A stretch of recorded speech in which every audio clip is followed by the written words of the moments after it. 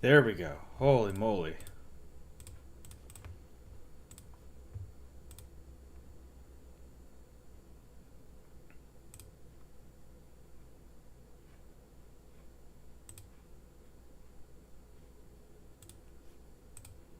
Is this working? What's going on? Why am I live twice?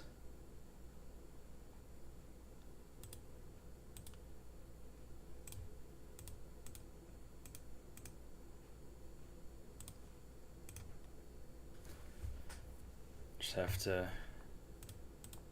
Analytics are being goofy right now. I set up a wrong stream. My chat wasn't working.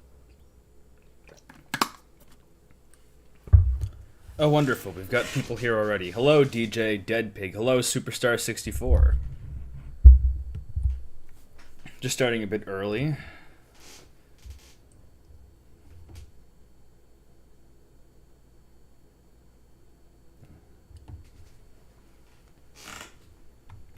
Looks as I expected down to the stash. I've actually heard that.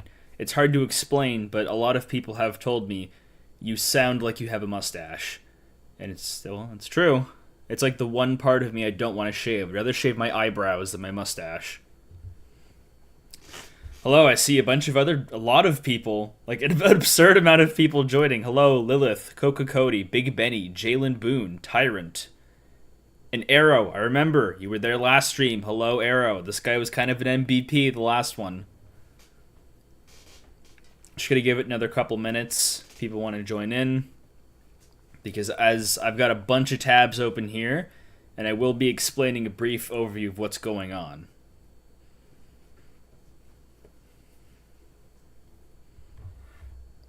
I'm sure my audio is balanced right when I have to get the live stream going. Mustache is dope. Thank you. I appreciate that. Seems that the funny people on the internet are the ones thinking so, because when I was still living at home with my folks a couple of years ago, I think my dad called my mustache gay and I looked like a pedophile. So it's nice to know that some people are encouraging. What time is it? 5:58? Okay. Don't know how much about this show. I know it exists because of an iceberg video I saw. That's a very common thing, that a lot of people know what Poochee and Pansy is either because of something else or the Scare Theater video. You've probably heard from the Scare Theater video because I think he's the biggest one to cover it. But I have quite the history with this series, and I will explain one more minute.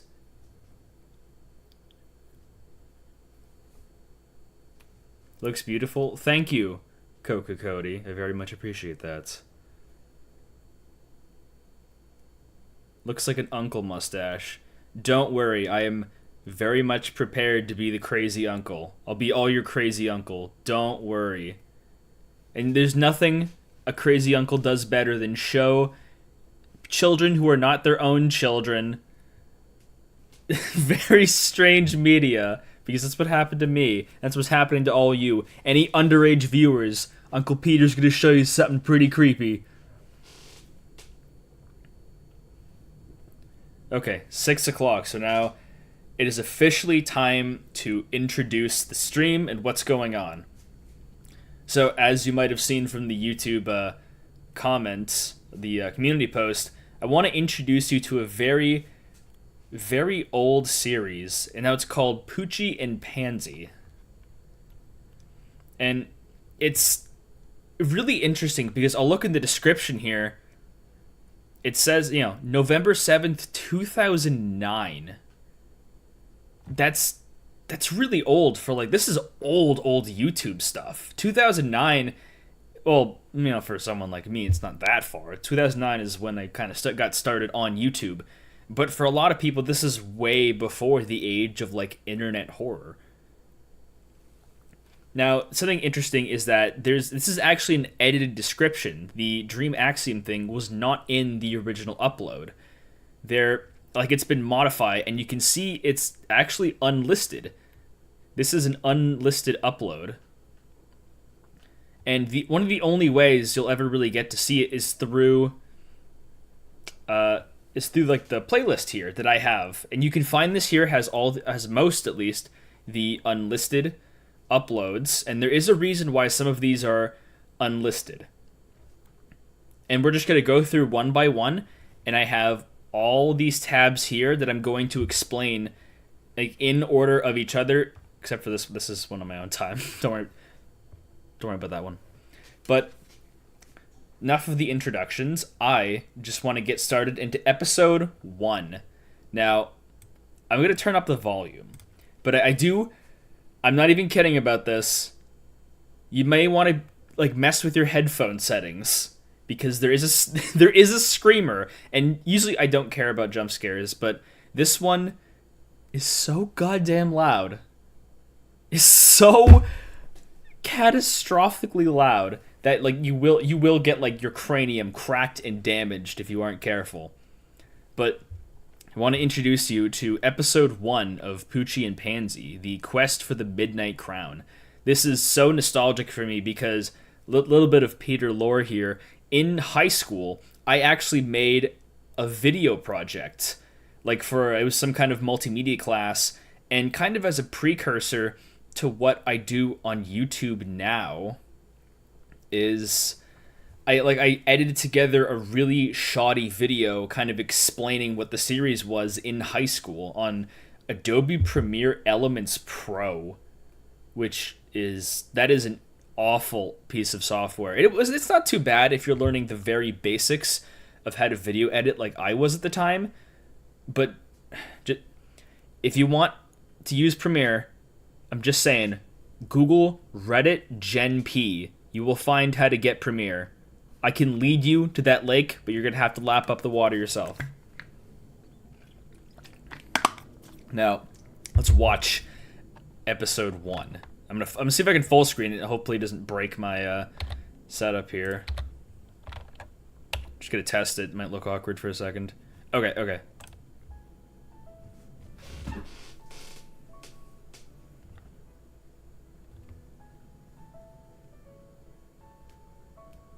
Really appreciate the MS Paint graphics for a 2009 animation. Once upon a time, there were 2 puppies. It's me, Freddy. See if I can get the subtitles. It's very, very quiet.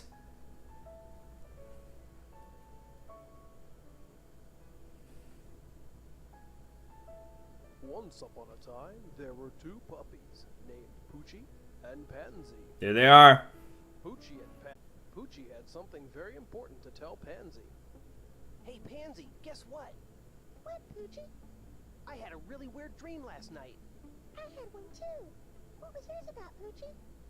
It was about a kitten. He was locked in a tower, and an evil witch was trying to use him to find something called the Midnight Crown. Wow, Poochie, I had the same dream. That means it must be real. The kitten must have been sending us a dream message. Well, you know what that means. Yeah, we gotta go rescue the kitten. But where do we look? You gotta go rescue the kitten! It's in Superdog, where all the evil witches live. Yeah, you're probably So- right. And the quickest... I just want to establish, so within 1 minute, minute 1, Poochee and Pansy receiving divine intervention of the same linked dream to find this kitten. Possibly the words of God telling these 2 little dogs, go here, go to Sufferdark, you must go. And then please enjoy the MS Paint map. Dark is through Batwing Cave. Well, come on. Let's head to Batwing Cave. And so, they went to Batwing Cave. They gotta enter a cave first, though. It looks spooky in there. Yeah, but I'm not scared. Look, I think I see Freddy the Firefly. We got another character, Freddy the Firefly. It's me, Freddy. I thought you guys could use my help. Let me show you the way to... Oh, fuck.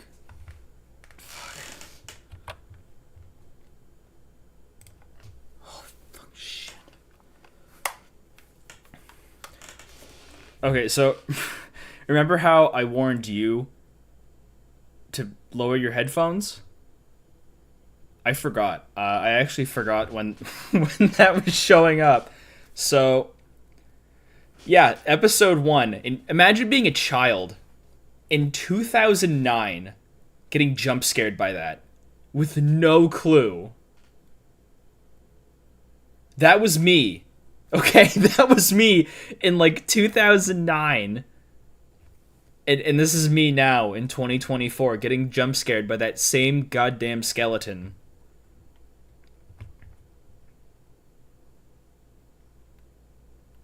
Actually, yeah, I think it is made in like Movie Maker as well. I don't even know if this is made in Premiere. Oh, thank you, Big Boy. I see there. So, this one is also weird. This one doesn't load. This one's also unlisted. Part 2 is, yeah, I don't know what's going on with the title. A little bit weird. No description. So, we have to reload it because I think this video is, like, age restricted. So, I have to, like, exit the playlist because... Okay.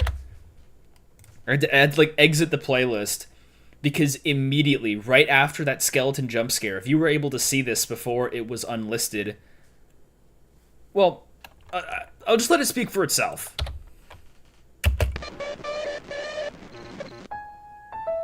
Now the audio should be better. Like, you can actually hear the characters. And we got, don't worry. We got Pibby glitches. We got some Pibby glitches going on.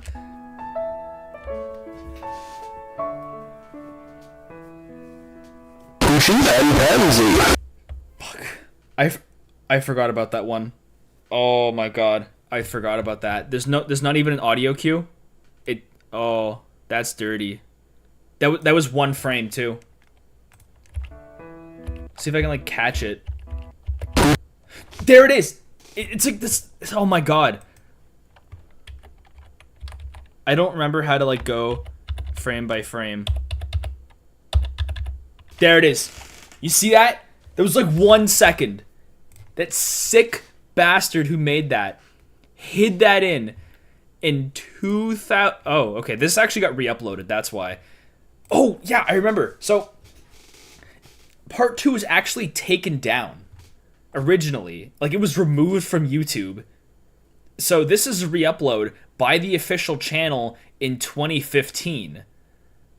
And they explain here that it was removed like 4 years ago at the time of 2015, so like 2011, like close to when the first one came out. So they had to re-upload it.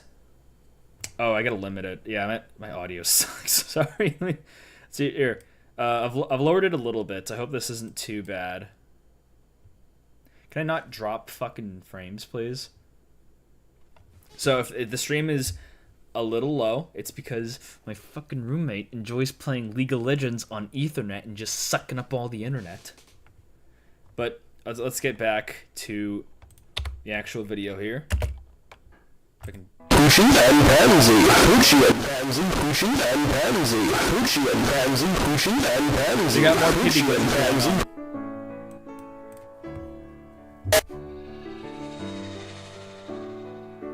Hey, Pansy, yeah, you're probably right. Yeah, you're probably right. Yeah, you're probably right. Yeah, you're probably right. Yeah, you're right. Yeah, you're probably right. Yeah, you're right. You're right. You're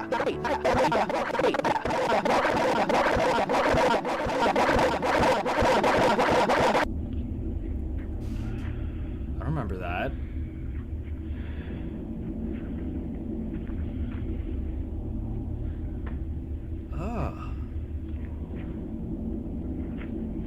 Where is he?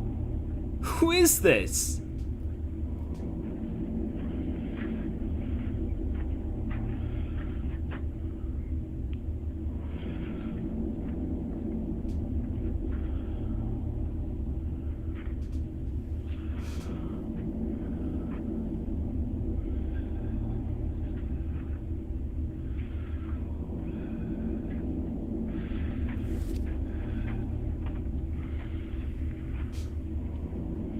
It gives it like a lot of Alan tutorial vibes. Have you ever seen that?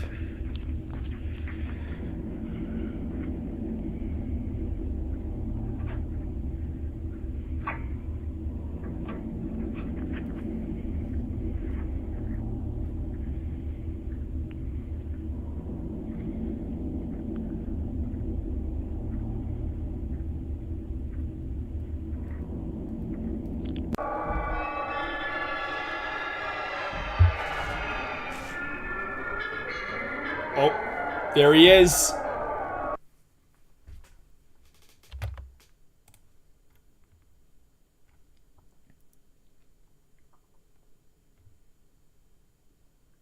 Oh, meant to help with the jump scares. That's a little bit harder. The audio does get a little bit more balanced, but it's like Alan tutorial. It has nothing to do with it. So this episode 2 is where you're gonna notice a lot of recurring elements. So one is the mixture of live action elements. Like, you see Buddy in his like disgusting decrepit house fiddling with his like basement sink, and the unavoidable question of who was that hooded man in the mask. And I'll answer two. I'll eliminate two suspect. Has nothing to do with Alan tutorial. I just said that because it gave me similar vibes. That's not Slenderman. Has nothing to do with Slenderman or Marble Hornets or any of that. This is someone entirely different, and this will be explained the further we progress into the series. Now, I have to go back, because whenever you... So... Now, this was kept up. So, we're still in the year 2010. Yeah, no, the potato qualities... Like, it's kind of funny, but it's also very, like, weird. Like, the very poor quality of the camera just kind of gives me little jitters. Ooh. And it's quite spooky. It's kind of hard to tell from the bright light, but it's actually sun raining out where I am. So, it's bright, but it's a little bit dangerous. Also, this entire series uses Kevin MacLeod music, and it's really funny. So, this is another unlisted entry, for some reason.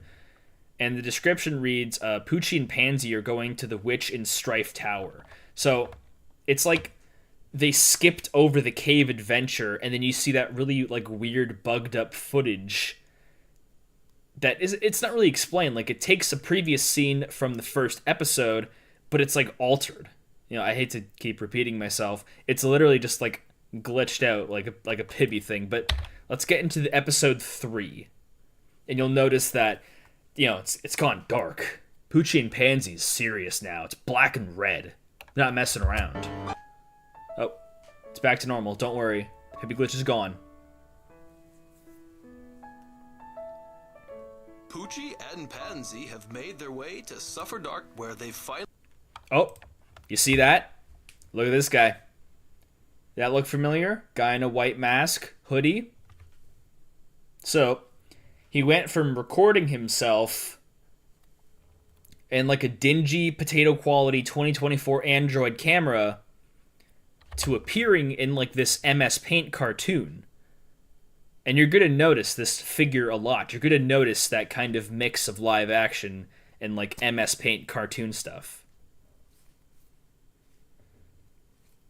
Is there actually a story, or is this spooky videos created for the author? Now, there actually is a story. It's kind of hard to understand, so a lot of people didn't pick it up. But there is something going on. There is like a deeper narrative. And we will find out his name in a bit. Now let's just continue on with episode 3 for now. Where they finally confronted the witch. Pansy, where are you? Poochie! Oh no, Pansy, what are you doing up there? Poochie, help me!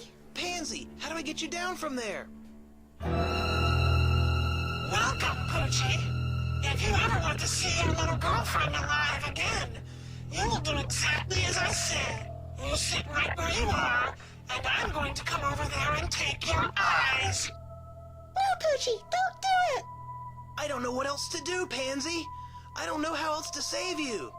That's right. Just sit there and let me pull the eyes out of your head.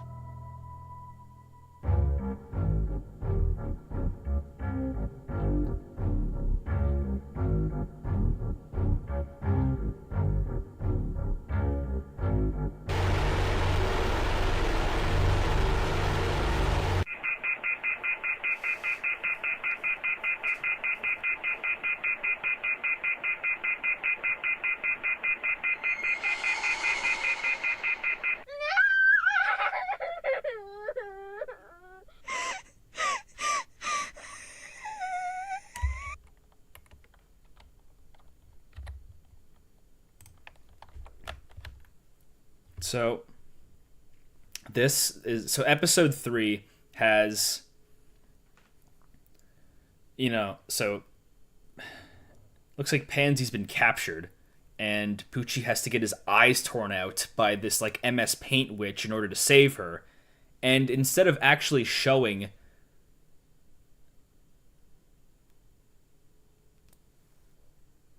Don't worry about it, Arrow.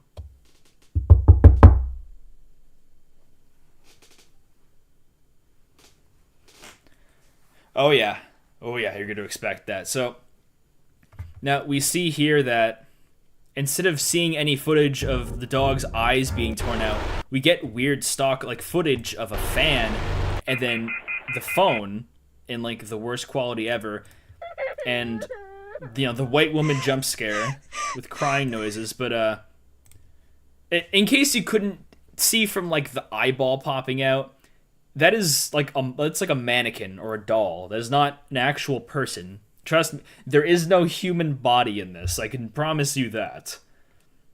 So why that's there, I don't know.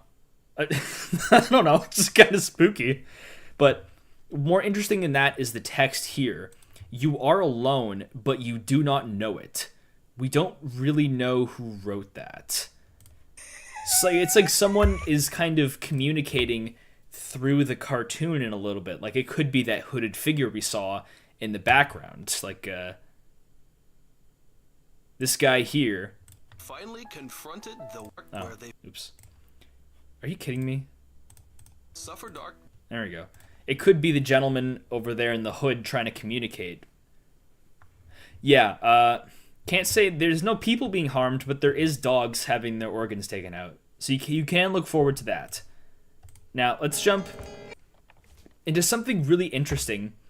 Is like between episode 4 and 3 is an announcement. Which is strange. Like it's special announcement from Poochie and Pansy presented by Dolst Family Entertainment in 2010. And this is not unlisted. This is still up when it was uploaded in early January of 2010. And the description reads that it wants them to remind the viewers of the differences between TV and real life. So it seems like it got kind of real with the mixing, the blending of real life and TV. So let's jump right into this, whatever Dolst Family Entertainment has to say.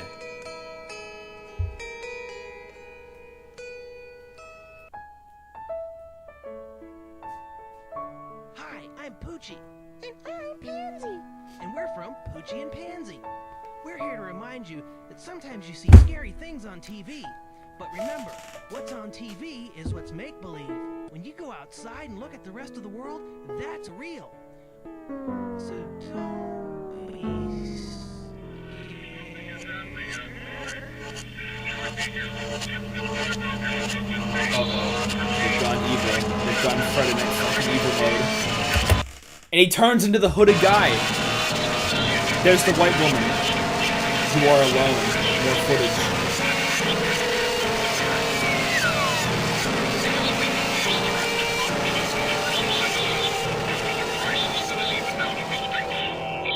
This was the greatest mass extinction in Earth's history, with 96% of all life forms disappearing from the face of the earth.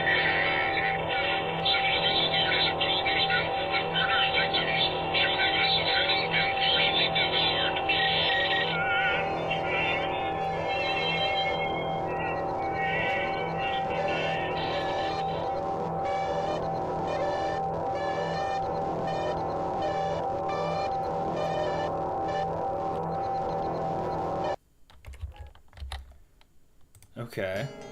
So that was kind of a lot to take in.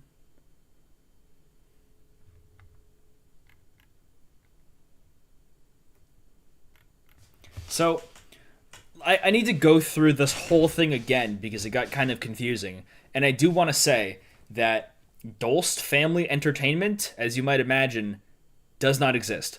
That is a fake fictional company. It's not real. You can try and look it up, but like that firm is not real.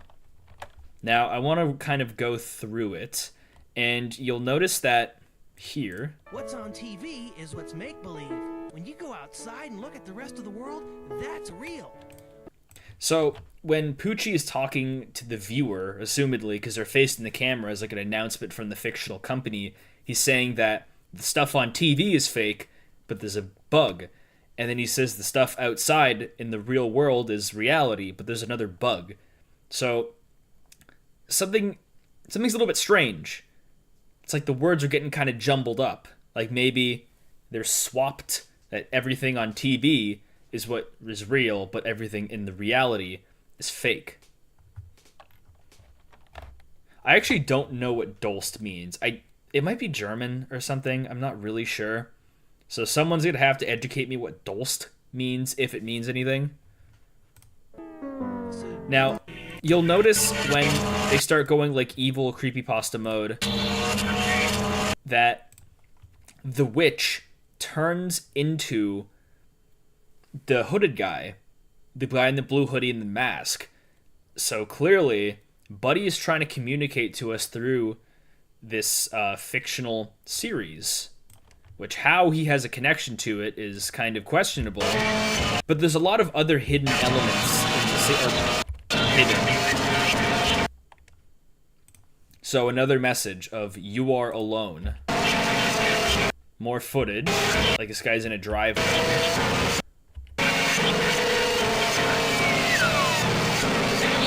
Now I'm actually going to slow it down, because there's some text, I believe, that we can easily miss.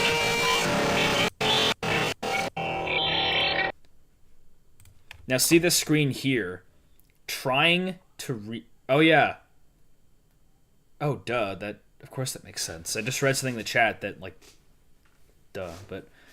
Now see this screen here, trying to reach you. Clearly the guy in the white mask and the hoodie wants to tell us something, but we don't know what it is. He hasn't really made that clear yet. This was the greatest mass extinction in Earth's Now you get like a flash of just kind of random creepy images. That's not really super important. Now, I want to kind of rewind, and I'm going to play back the audio, because some of you may have heard some interesting messages played through whatever it is. This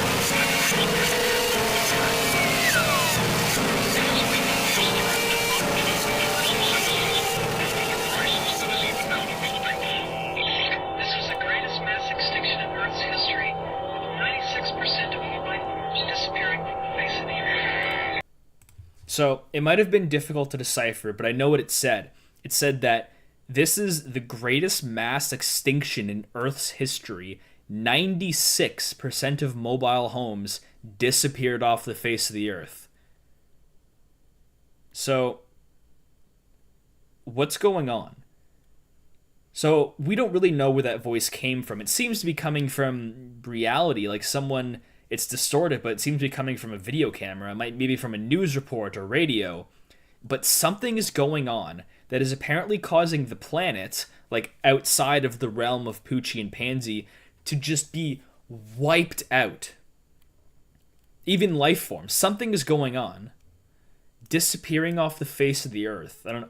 I think it said mobile homes or life forms, but something is causing human life and perhaps every other form of life on the planet to just go away. To either be mass killed or destroyed. We don't really know what's happening.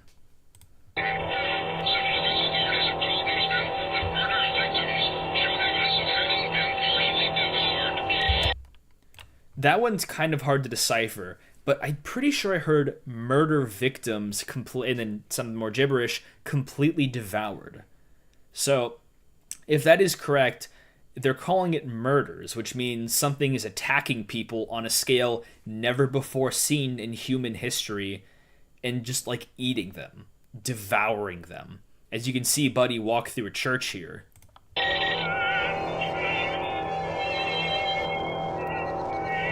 Really yellow church. Okay, there's not much going on, but now we're seeing kind of the greater story unfold of what's happening. That someone is trying to communicate through Poochie and Pansy, this really weird, like, kids TV show, and this, like, a mixing of reality and fiction, and something in that reality seems to be going through, like, Earth is, like, being extinct. Like, people are just dying en masse. It might have been a hospital, but there is some kind of cross thing happening. Oh, yeah. For some reason, episode 4 is partially Japanese. It says subtitled, but this is, like, specifically subtitles are closed. So this came out in February 2010, and I don't know why. I'll just show you.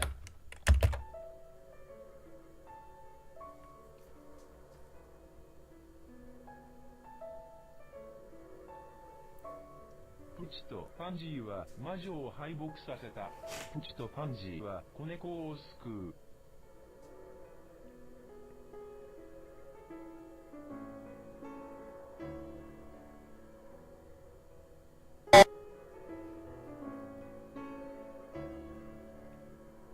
I did notice, but, like, it just happened too fast to react. パンジーちゃん。何？子猫。プチ君、子猫はそこにいるか？はい。私は魔女の目を使用する。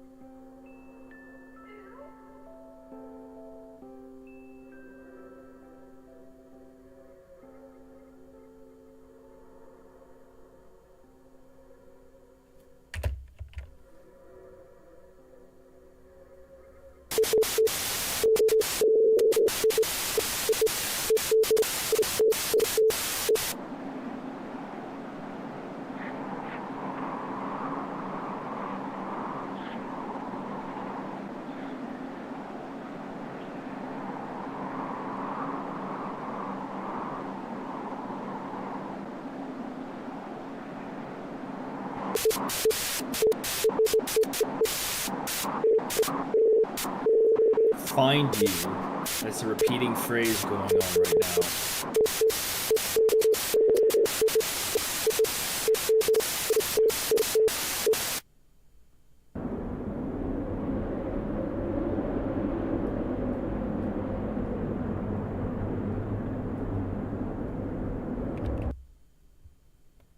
Everyone in your world is dead, but you. Only you exist.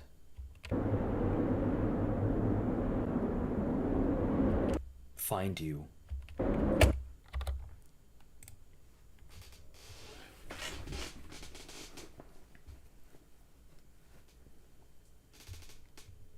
So,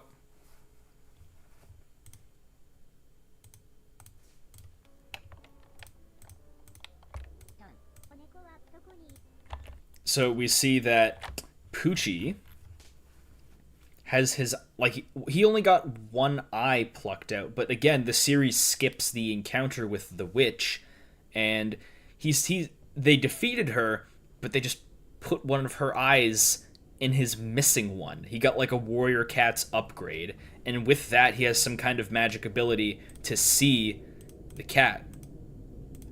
And the video starts glitching more, and we see the phrase "cannot hide." We don't know who this is said by or what it means. I'm going to assume it means us, like the viewers or participants cannot hide.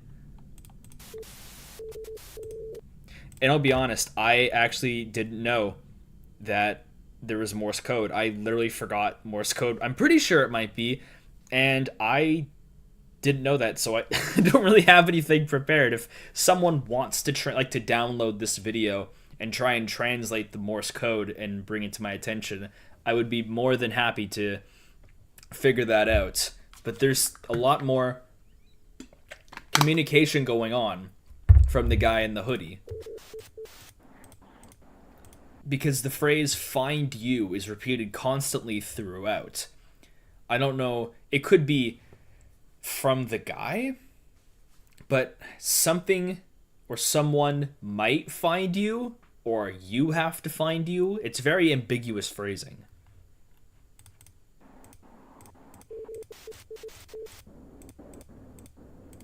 Now, this is really important, that everyone in your world is dead but you. Only you exist. Remember the last episode where it was talking about the greatest mass extinction in human history, where like 96% of life forms were just disappearing.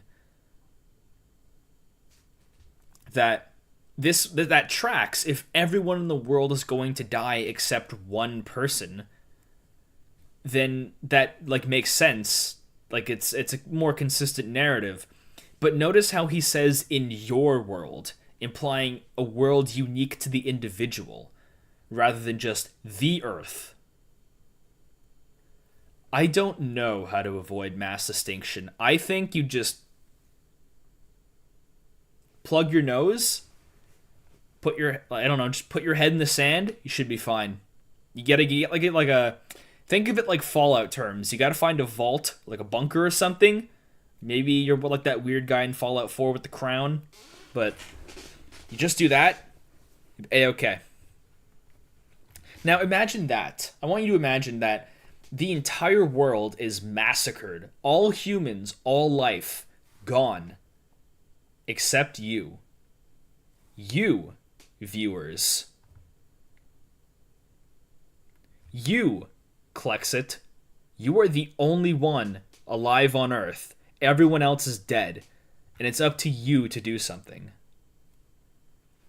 Now, world is a bit ambiguous because we don't, like, again, the connections between reality and fiction are they're a little bit muddled here.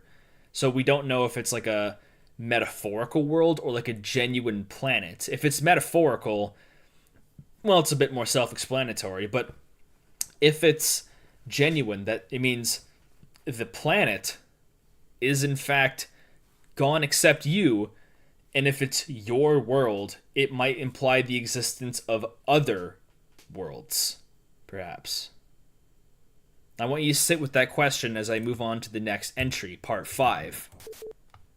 Because we see more of Buddy in the mask. He's making more appearances. And I think these lines here, it might be more Morse code. Apparently there's shorts remixing this video. Okay.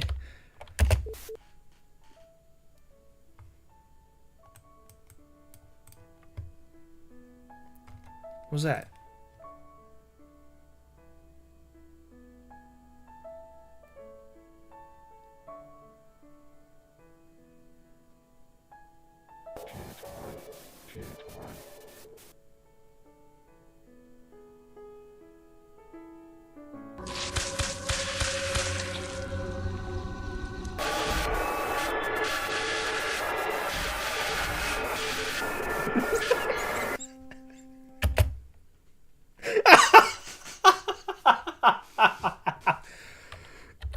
I really didn't remember that Buddy just started tweaking.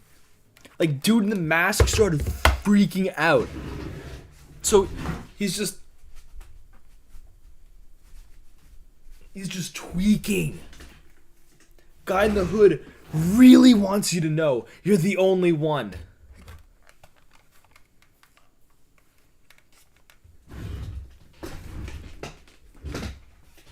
Also, I think that was Smile Dog. That's the thing the series does that I don't like at all, is that it kind of just puts a bunch of spooky imagery with literally no meaning in it. Like, it was like, what? What's the dog gonna do?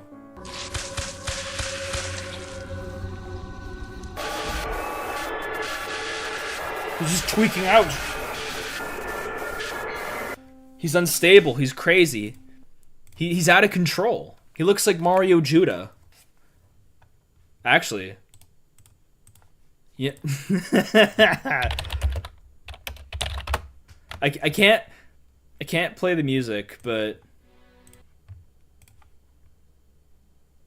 that's what he looks like. He looks like Mario Judah. That's who it is. All right. So this character does have a name. Yeah, like he's literally tweaking like Mario Judah. So from now on, I'm gonna call the hooded guy Mario Judah. He does have a name, but I'm calling him Mario Judah. All right. The kitten. And they find the cat. Finally.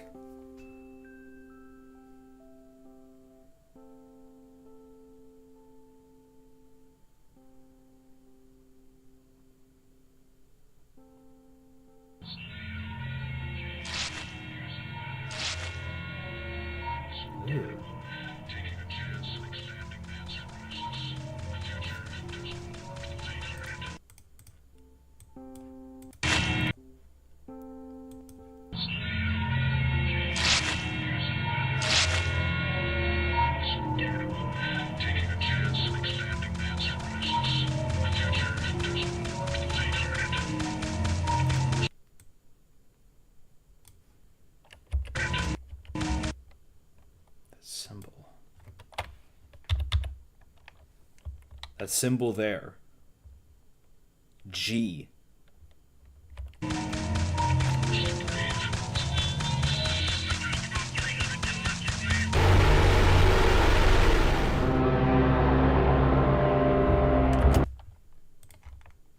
All dead.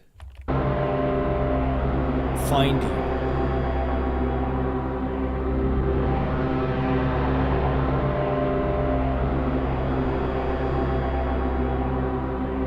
Remember, what's on TV is real. When you go outside and look at the rest of the world, that's what's make-believe. Can't hide from the truth.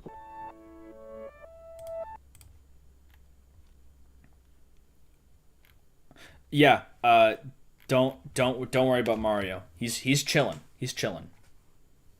So, there was a lot to go over here. The kitten. So, like, half the episode is just not interesting. Meeting that goddamn cat.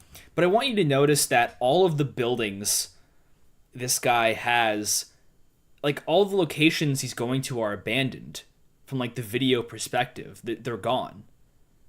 And that would make sense if everyone on the planet was gone. But that would mean that the guy in the hood, Mario Judah, is the only one remaining, but he's trying to reach out to us, which might not make a lot of sense, because what is us if there isn't a planet?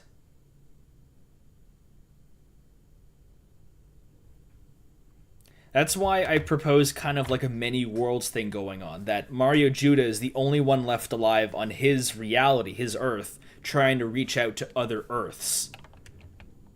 That is not out. Come on. Whose house looks like that?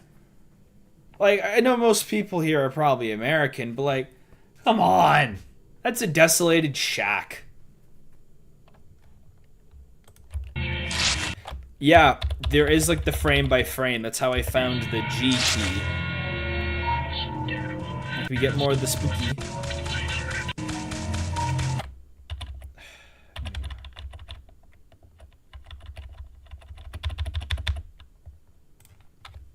Now the G is really interesting.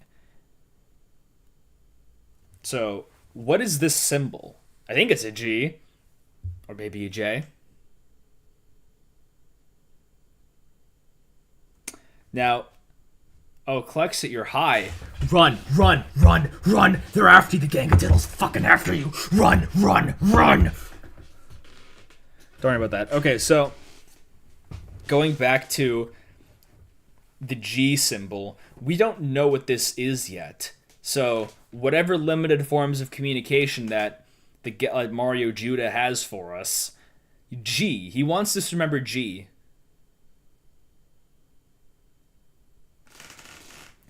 We can write we can write that down. So either something starting with G could be God, ghost, ghoul. It could be, talking about 50 Cent. We don't know. So just keep that G on the pocket. Now, I can find it.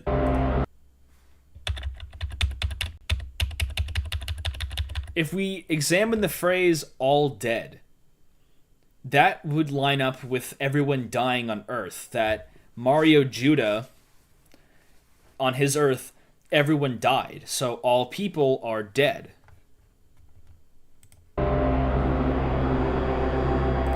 And if we're going with the narrative that Mario Judah's looking, that's what find you. I think it's for Mario Judah is going to find you.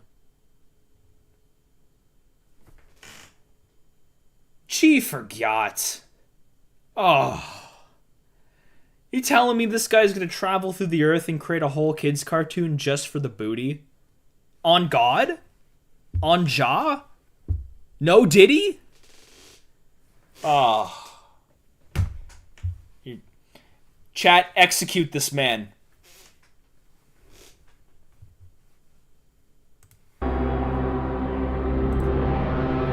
Now look at this pillar here. You see that? How the pillars...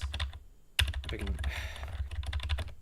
Is it working? No, it's not. So, Buddy went out to like a forest near his house, and you got like this log section, and it morphs into an MS Paint painting, which means, recall how there's a connection between fiction and reality, that somehow Poochee and Pansy has something going on with his Earth. So, in a way, they're combined. Remember, what's on TV is real. When you go outside and look at the rest of the world, that's what's make-believe. So what Poochie said there is what I predicted, is when you go outside, that's what's make-believe. But what's on TV is real. So you can interpret that as, in the series, what happens in Poochie and Pansy is what's really going on, but what's happening in Mario Judah's world might not be. Like, somehow Poochie and Pansy is the real reality, but Mario's Judah's world is like the work of fiction inside Poochie and Pansy. It's a little bit strange to comprehend, so we're gonna just move on. Now, even the title, Part 6, Message from G Gibberish. Receive a mysterious scroll from G Key Smash. So let's see what G Unit has to say for us.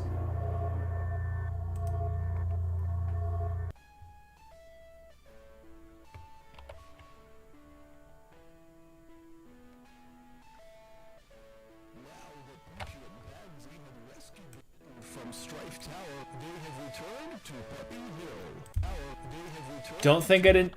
So, it's censored, but they didn't quite censor it fast enough. This is our G. This is Message from the Gangadiddle. Now that is something very strange. That goes with G. We don't know who or what the Gangadiddle is. But now we have our answer who G is, and it's not 50 Cent.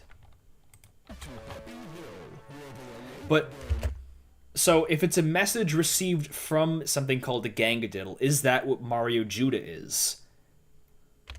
Next adventure.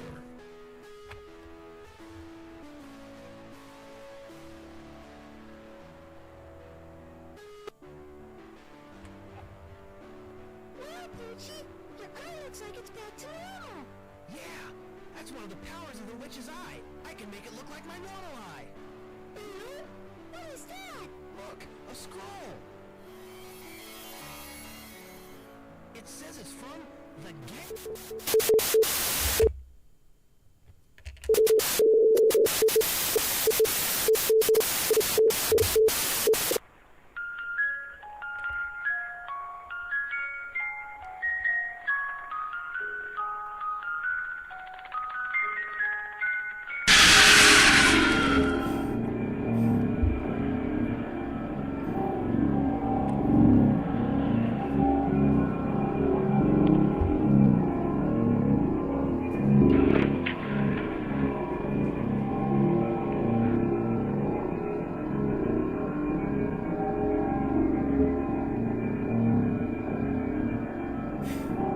Mario.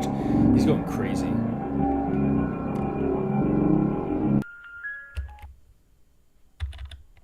You must find it to become free.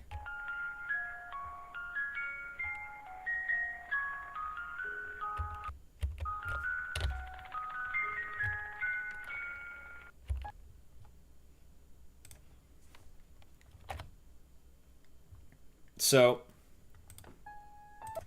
I think we're finally getting to see what the gangadiddle looks like. So, if it's a message from the gangadiddle, there's something weird going on with the name. If you ever played Shin Megami Tensei, if you ever fought YHVH, you know you can't say his name because of how powerful it is. So, saying his name, like, Poochee tries to say it, but it's like the video corrupts. The text tries to say it, but it's censored out. The gangadiddle appears on screen, and it bugs out. It seems to be, like, on 4 legs. It's got some kind of metal skewer and perhaps a heart. It's like it's very skeletal. And we can see there's like a real life kind of equivalent or representation, like a statue, like an Ashura statue, made out of like wire and car batteries, car keys, whatever it is. Like Voldemort, like Lilith said. Think of it like Voldemort, that saying its name is very, very dangerous.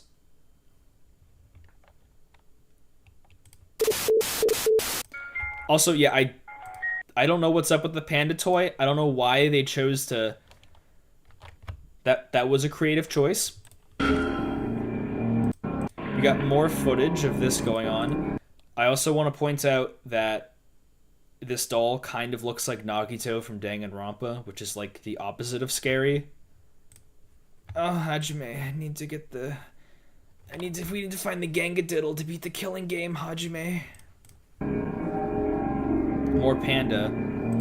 We see Buddy tweaking.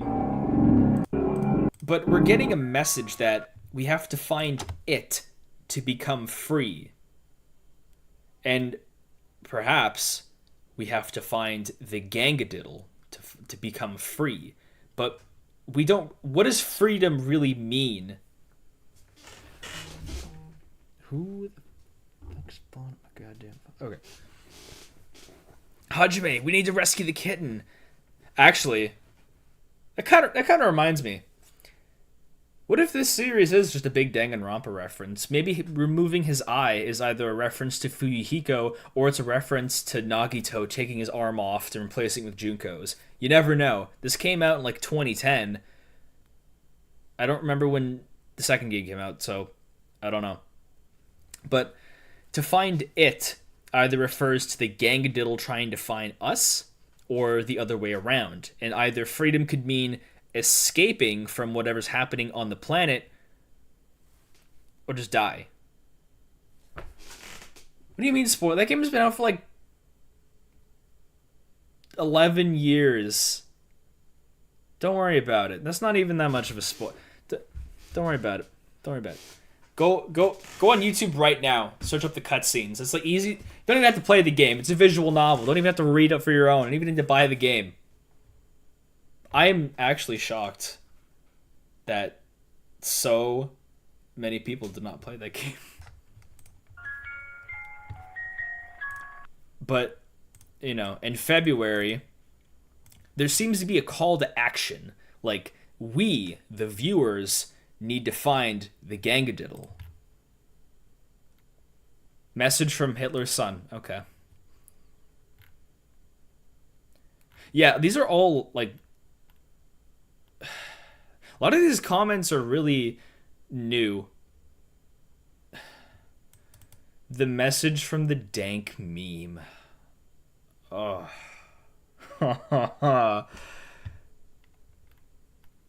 Oh. Okay, apparently I didn't notice this. Slow it down, it says message... Oh, okay, no, I thought you meant sound. Fine.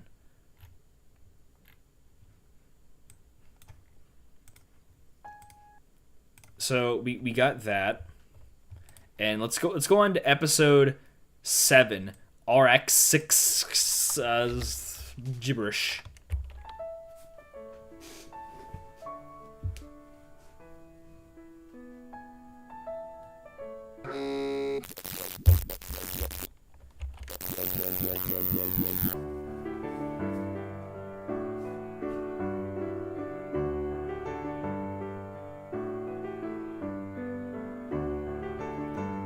Seems like the episode doesn't want to start. Remember,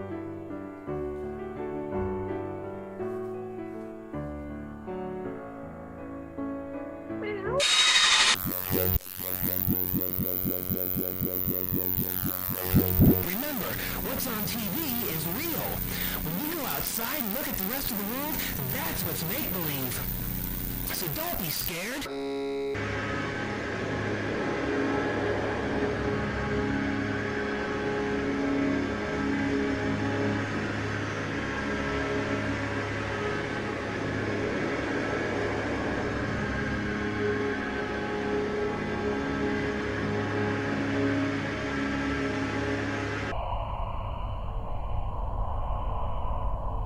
He's just got like a bug on his arm? What the why'd he do that?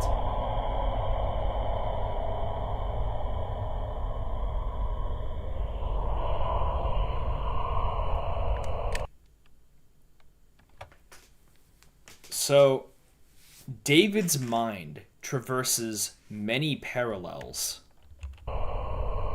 His memories will help you.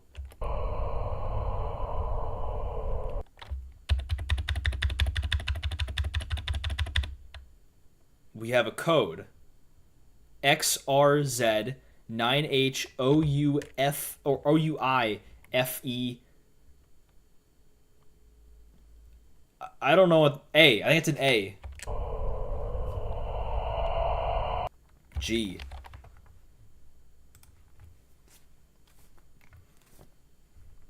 Yeah, so I wasn't really sure how to react to the spooky cat. And there's like a cringe little worm. Perhaps it's a YouTube link. I do have the things open, so there is like a little line to follow, but yeah, so there's the code there. So we get like someone downloading a bunch of data from a command prompt. I don't know what's going on there. I don't know what Buddy's downloading. We get another reminder that the TV is real life, and what's in reality is fake. What's on TV is real. When you go outside... We get like random footage of Buddy just outside. There's the worm. But let's talk about David. Who is David? I have not seen a David mentioned. So, unless I missed a cipher mentioning a David, who the hell is this?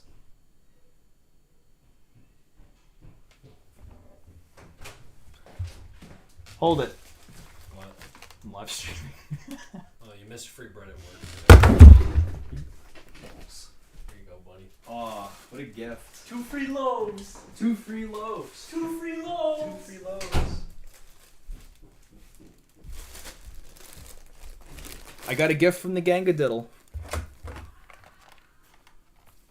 Don't worry. 2 free loaves. That was not that was not scripted. I was at work. I got the 2 free loaves of bread. This is a very fortuitous gift.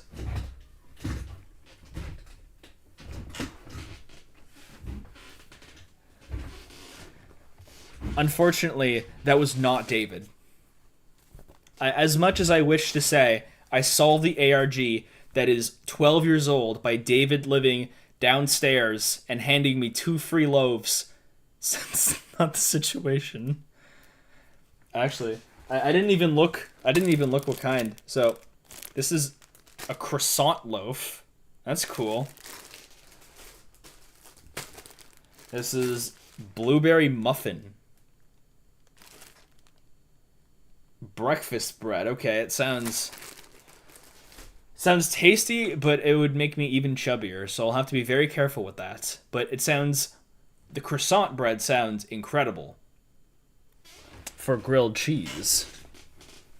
That that was very unexpected. It kind of it kind of caught me off guard. I'm very glad I got to live stream that. You want the croissant loaf? Alrighty, I hear you. Hear you loud and clear.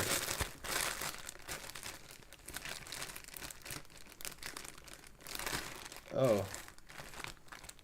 Oh, it's like even...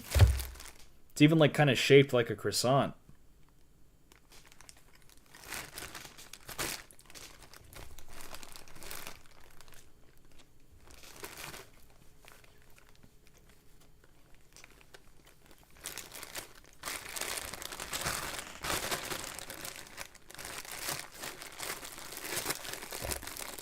It's actually pretty good.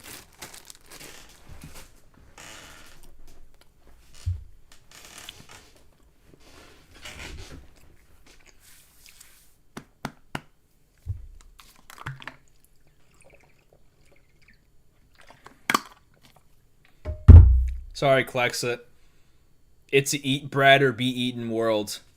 And you just got gulped.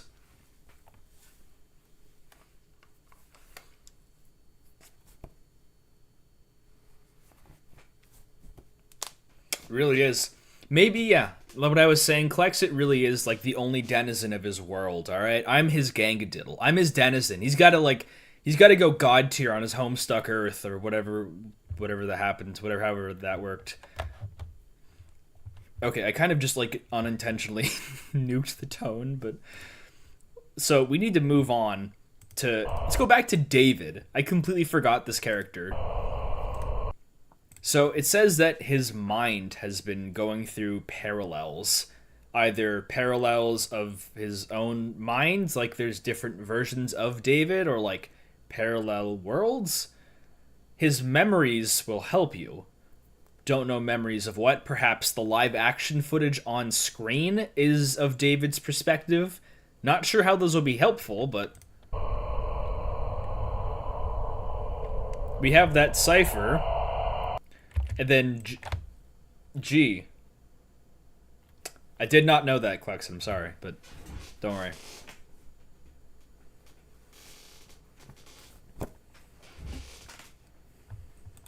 Now, we're getting kind of to the end. As you'll notice from the playlist here, part 6, part 7, and then part 1, part 2, and then, or trailer for part 2, and then part 2, I don't remember which one was unavailable, to be honest. So, 2012 kind of seems to be where this ends. I fall asleep to your videos. Is that weird? No, not at all. I've heard it many times that a lot of people use my videos to sleep, and I have kind of leaned into that because I try and keep my voice kind of low. Like, I don't like to shout. I'm kind of quiet in person. So I try to keep things equalized and have nice music playing. I try and make it tranquil. It's a gangadiddle, but how that works. Yeah, I try and make things as comfortable. I'm a bit more high energy on streams because you can't just be kind of boring. I mean, it kind of depends on opinion, but I try and be a little bit more energetic on screen because I try to have some energy with me. I need to know who Buddy is. I mean, he's been thinking about launching his own like channel, mostly because he saw that in last summer I didn't have a job. I was just doing YouTube stuff, and he was really mad that I got to record YouTube and then sleep in. Which is the nice thing. You don't make any money, but the money, if you make enough money to survive and like make rent payments and food, it's very comfortable, I will say. Good. Your voice is relaxing. I like Coronation Day and Harvester. Thank you. Those were some of my favorite videos. Coronation Day is like my second most popular, and Harvester is one of my favorites. I spent so much time playing that game and writing the script. But I'm getting very sidetracked. I can do a bit more chats later on. See all these tabs here? There's so much more stuff to go through. So I want to talk about part 1. You'll notice we're in full screen.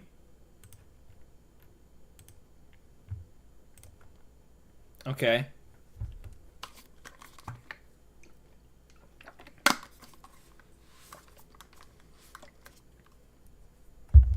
Okay, Arrow's got something going on in chat.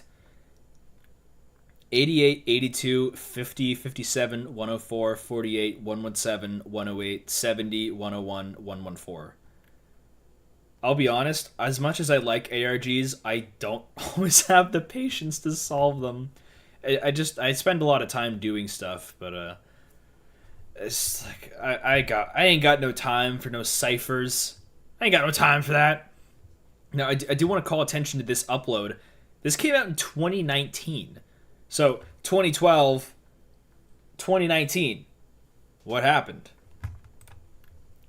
Dream Axiom presents the 10th anniversary remastered edition of Poochee and Pansy's debut episode. So this episode 1 got remastered like almost 10 years after, which is really interesting. I don't know how related they are. I do kind of want to skip through. Named Poochee and Pansy were... It does kind of have a different art style, which is really weird. Like, it's best still friends and always hung out MS together. Paint, and it's like a little bit animated. One day, I don't need to show as much because it's the same story. Like, I help. but you'll notice, no jump scare. There's no jump scare whatsoever. They literally, like, removed it. And we have, like, credits. Directed by Rob Dolst is a name you're going to remember. Remember for Dolst Entertainment. And there's also David Yamaguchi. Yeah, so imagine getting 7 episodes into a season. They say, alright, it's canceled. And then, like, 7 years later, reboot it. Yeah, this is like a normal episode, which is really, it's like no influences from, like, the Gangadiddle.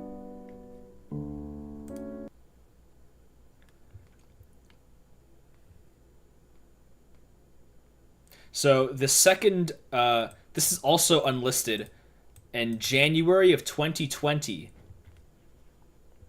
On January 26th, at 3:30 p.m., this channel was hijacked by an individual using the alias The Technician. They uploaded a fraudulent video that falsely claimed to be the second episode of Poochee and Pansy. This was not an official Poochee and Pansy video, and that was taken down immediately upon regaining access to the channel. We regret that this event happened on our watch, and we apologize for any confusion it may have caused. We do still plan to continue this series, and it grieves us to think our trust is with our audience. You has been damaged in any way. We are currently exploring all options in regards to legal recourse and pursuit and prosecution of any parties involved in the attack. Furthermore, we will not tolerate any harassment, threats, bullying, or trolling of our staff. Any information regarding the identity of this technician will be appreciated and will be forwarded to the proper law enforcement agencies. So, we have another character, the technician. So, we've got the Gangadiddle, Poochee and Pansy, like that cast. We have David. We have Mario Judah, maybe the same person.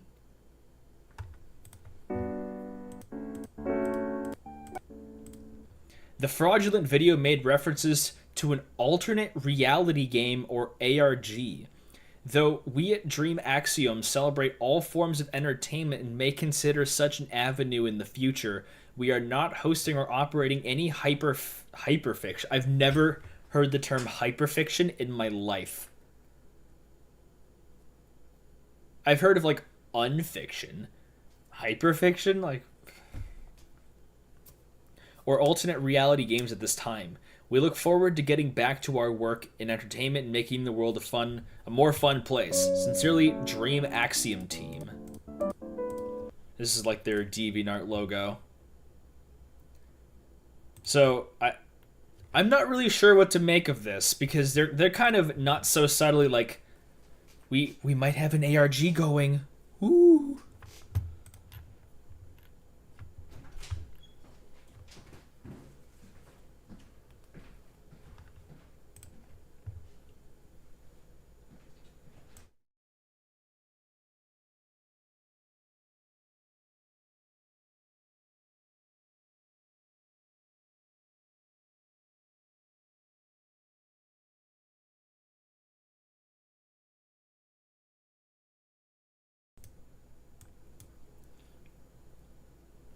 Okay. Not really sure what that was about, but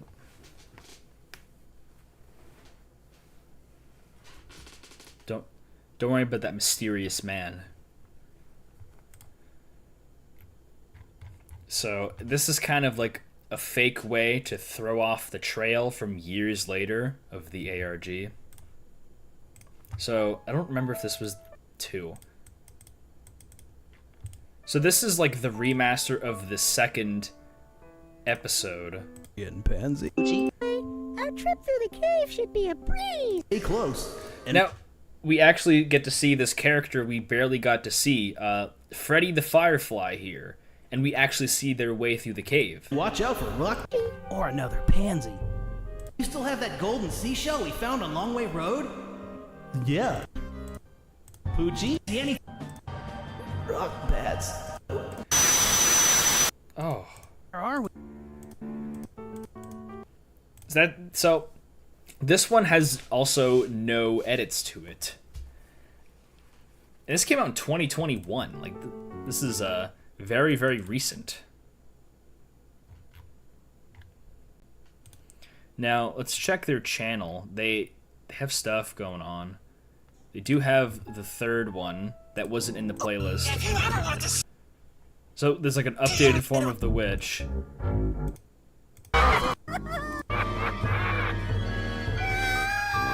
Oh yeah, you actually get to see the dog's eye get torn out.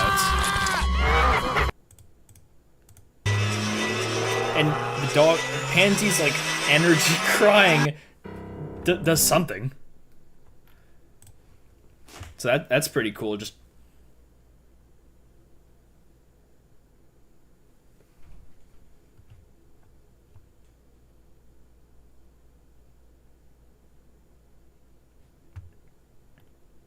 Wendigoon covered the reamped video and not the OG ones? Why'd he do that? What? That it seems really weird. Why would he do the reamped ones? I don't understand. Twist the witch's offer and make it family friendly. Never mind. So, the actual channel is pretty barren because these are old videos. Now, there's a video that came out this year, but it's an April Fool's prank.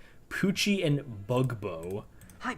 Now, Bugbo is like a whole other character from another series that I have not looked into. I don't know who this guy is, to be honest. He could be just another guy. I don't know. So, this guy, the creators are still active. Because this was made 2 weeks ago. This came out in 2024. This came out this month. This is when I posted my Sonic.exe joke. So, I don't even remember what Bugbo... I don't know what Bugbo is. Someone in the chat needs to, like, blow it up and explain to me what the hell a Bugbo is. Because this is, like... I'm clueless here. I'm stumped. I don't know why this character is crossed over with Poochee and Pansy. They linked up.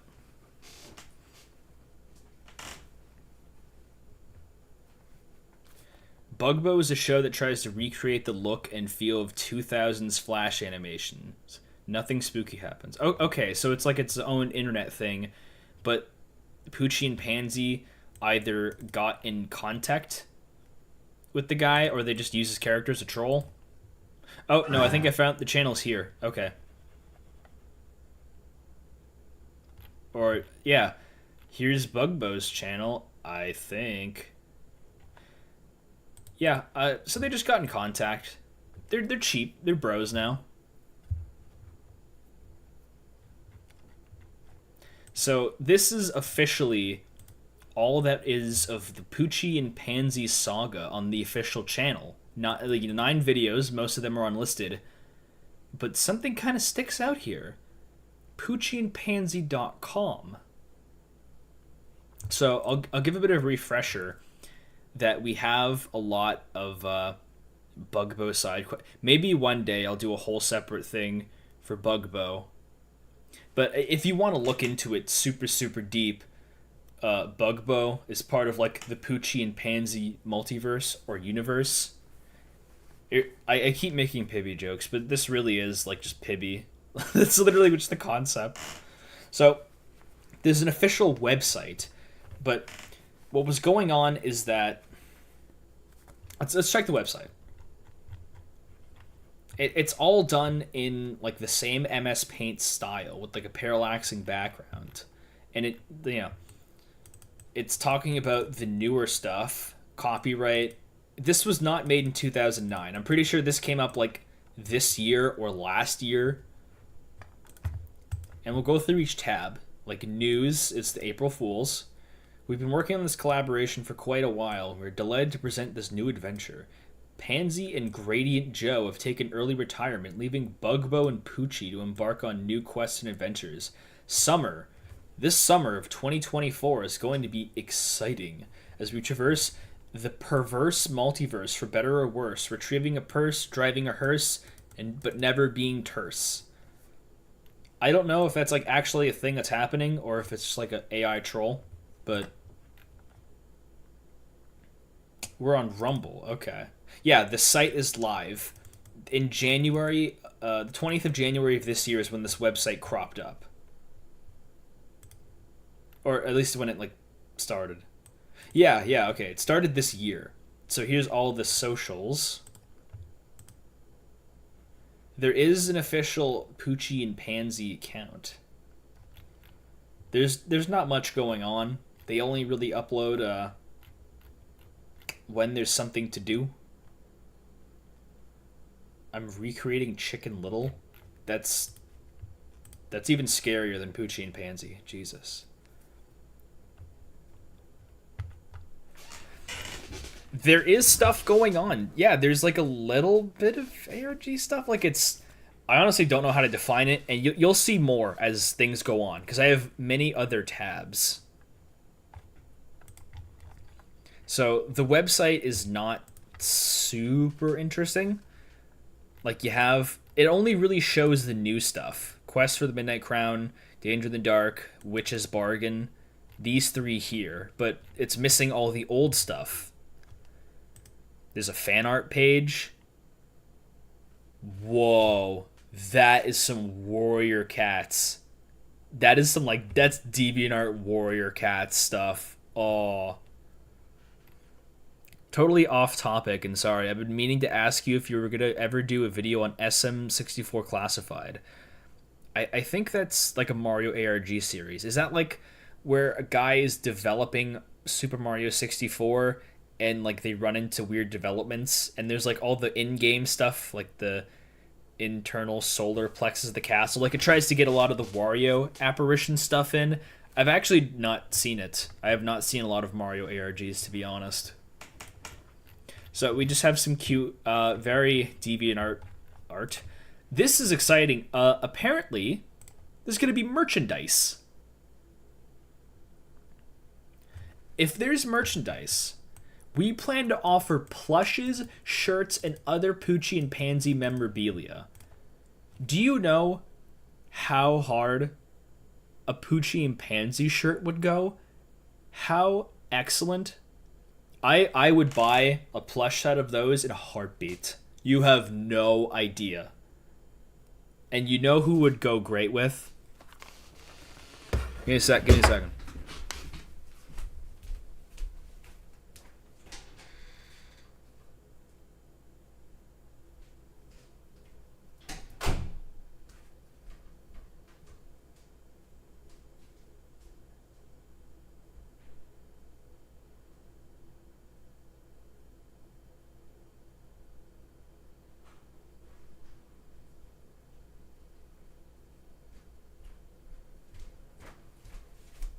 Sorry for the Hassan reaction there.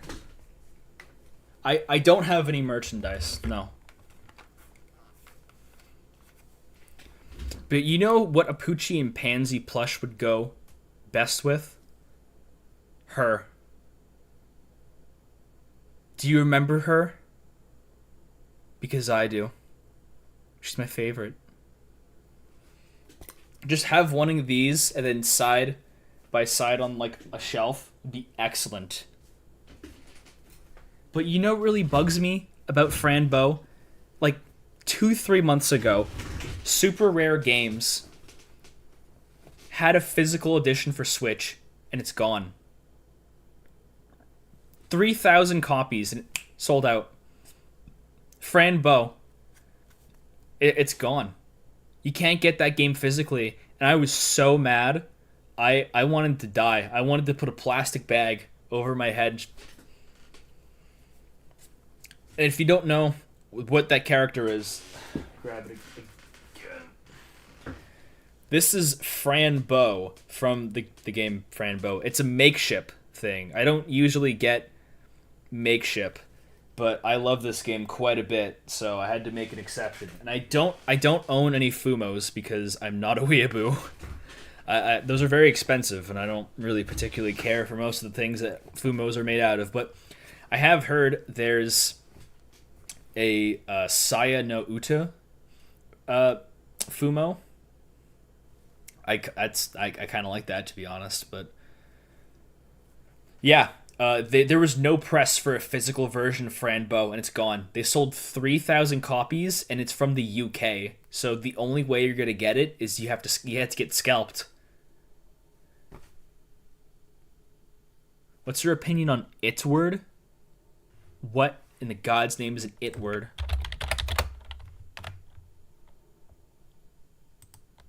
Oh, that thing! Yeah, duh, I'm an idiot. I love him. It's a really good game. I did say Saya no Uta. Apparently, there's a Fumo of that game. If you've played that, first of all, respect, but would you buy a Poochee and Pansy body pillow? That's nasty. That's greasy. So I got a bit sidetracked with that. But there is like a character list.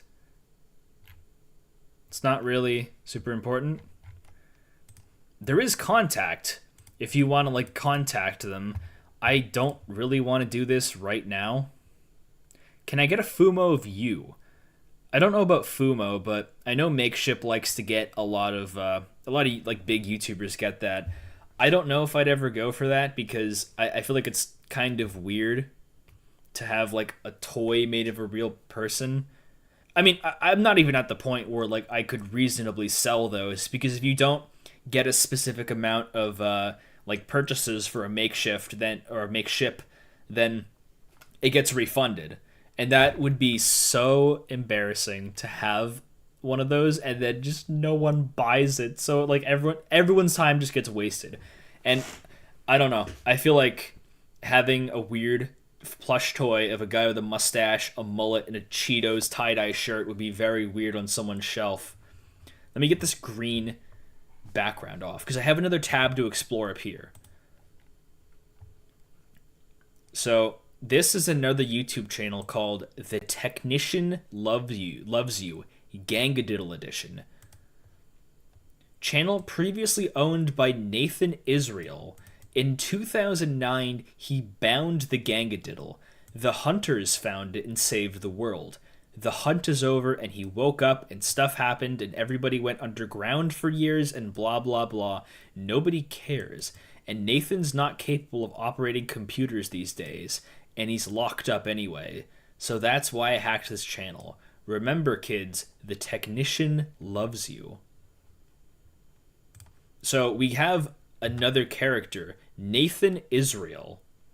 That was apparently the previous channel owner. And in 2009, which was a year before Poochee and Pansy's video series happened, he did something called binding the Gangadiddle. So Nathan Israel and the Gangadiddle were somehow bound. Now, it talks about the hunters finding it and saving the world. But the hunt is over. So this is an old ARG. It's actually solved. I didn't say that. It's solved. The hunt for the Gangadiddle ended in like 2012. Now, there's a bunch of uploads on this channel that are almost as old as Poochee and Pansy themselves. See, like, this was in 2011. It's not super... Now, what was happening is, there's, like, a series of ciphers. Like, this looks like somewhere... Richmond... This could be anywhere. Could be England. Another code. Just, like... So, the guy making this would literally just put codes around the place. And then you had to input them. William and Mary solved by Carrie and Hunter 1's team. So multiple people would form like teams to solve the riddles. This is one of 10. And you can notice the background is the Poochee and Pansy background, but like creepypasta. Ugh, son of a... Okay, I'll just...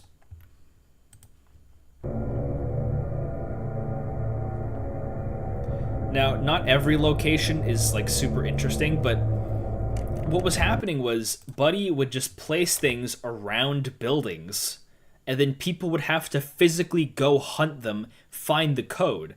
But where were these people? I couldn't find another archive.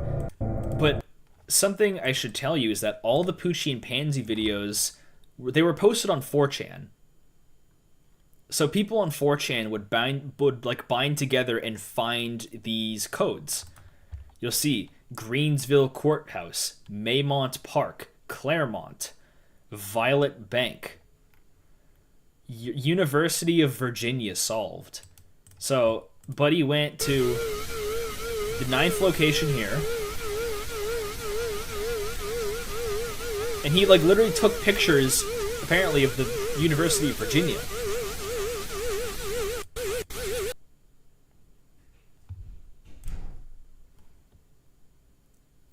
Fucking going on? G is next, because after that, and you'll see like these are old comments too, or there were, and a lot of them were in Russian, because of course. Now, the most interesting one is, of course, the gangadiddle has been found.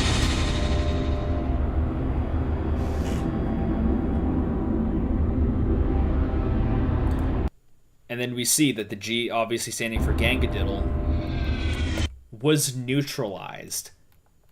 So someone really went to the gangadiddle, said, "Watch my clips." Boom! Shot him. Boom! Got him. Shot him like slow-mo Fallout 4 style.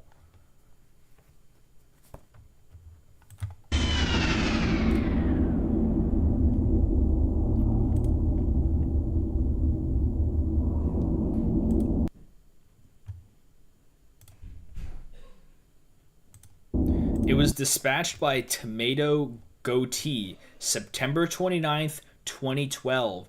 His proximity to it ended the threat of its continued existence.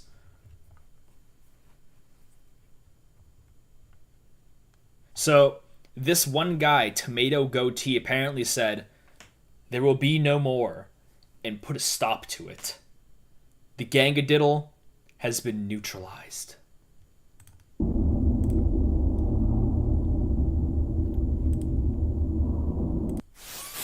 And you can see the redness of like the Poochee and Pansy place. It's fucking loud. The world is safe now. The isolated worlds have collapsed. So, there was definitely multiple worlds going on here, but now that the gangadiddle has been neutralized, and he seemed to have some kind of connection through fiction and reality, the isolated ones are collapsed. The people trapped in the isolated worlds are free now. Many never even knew they were imprisoned. So, they were trapped. If you remember back to one of the earlier episodes of people disappearing off the earth, seems like the gangadiddle's presence or influence somehow just got them.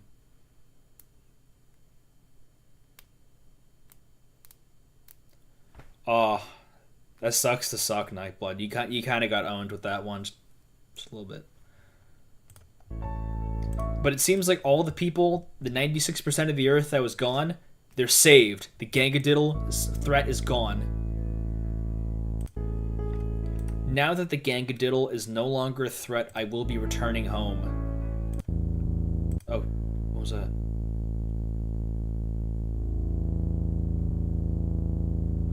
Thank you, hunters. You have saved lives. You have saved worlds. Congratulations on a job well done. But something seems a little bit strange. I don't actually know what it is. I have to very slowly go frame by frame.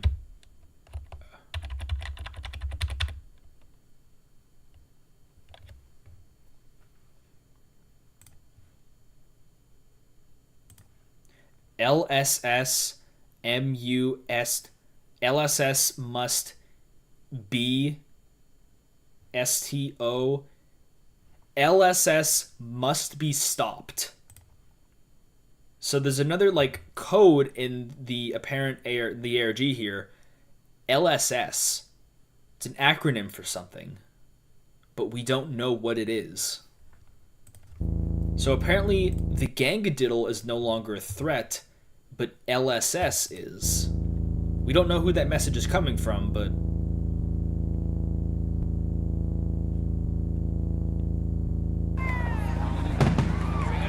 nice little celebration fireworks. The gangadiddle's gone.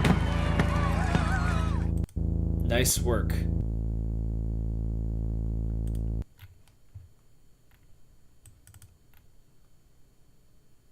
Okay, I actually missed a lot of little messages. So, this guy, Ghost Child. 1. We couldn't save her. So, the her, there's only 2 female characters seemingly in the series, either the witch or Pansy. So, maybe Pansy couldn't have been Pansy, though. She was saved.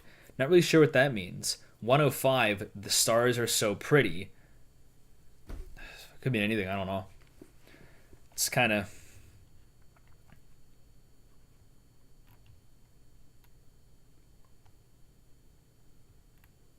If anything, it was a temporary reprieve. The technician loves you. So, this guy Nathan's channel has been kind of taken over by someone named the Technician. Gangadildo. Ugh.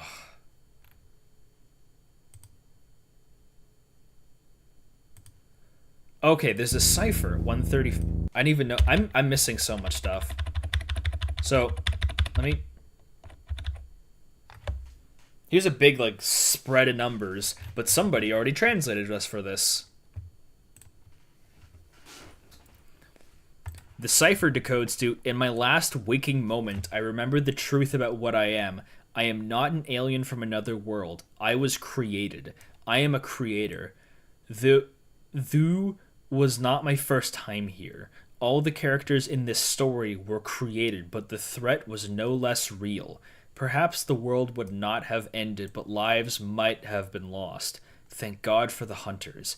Maybe they can fight the real threat as well. The stars are so pretty.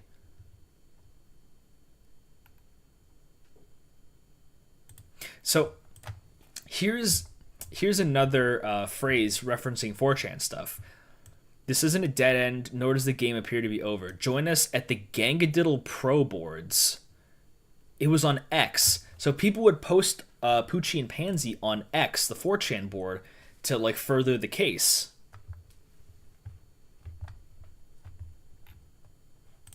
I wonder if I can actually look that up. I haven't... Gangadiddle Pro boards. There's no way. This is like over 12 years old. Gangadiddle Pro boards.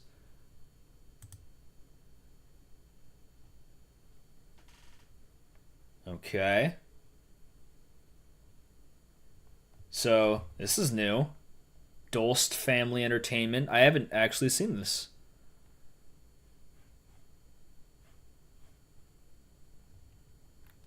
So there's only 41 members. So let's just check the Poochee and Pansy one. It seems kind of pretty outdated. Like all the posts here are by 2010. So feel free to look through this board on your own.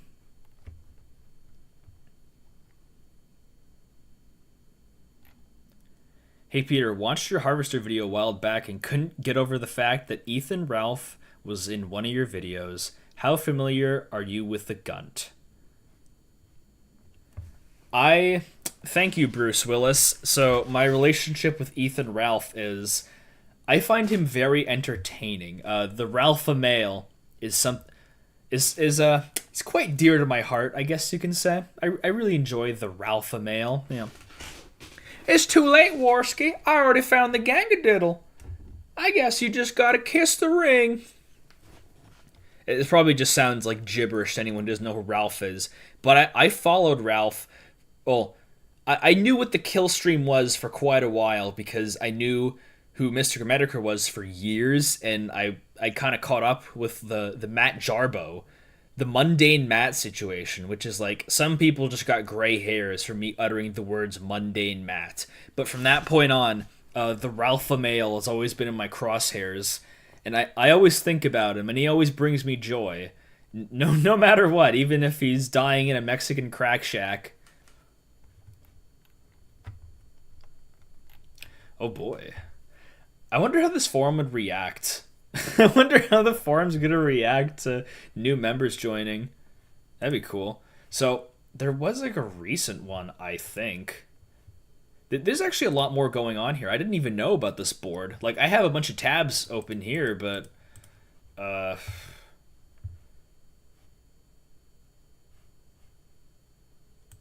yeah, some of these don't even have, like, posts. Which is funny.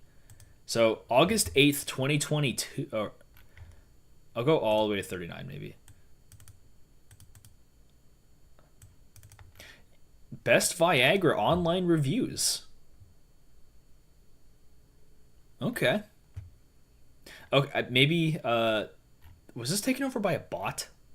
What is going on?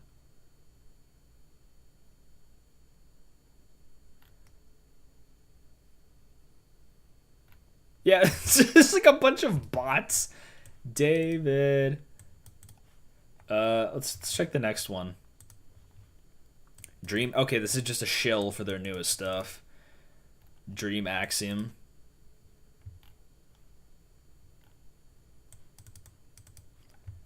Okay, there's a lot of stuff going on here. Wow, I'm actually kind of taken aback.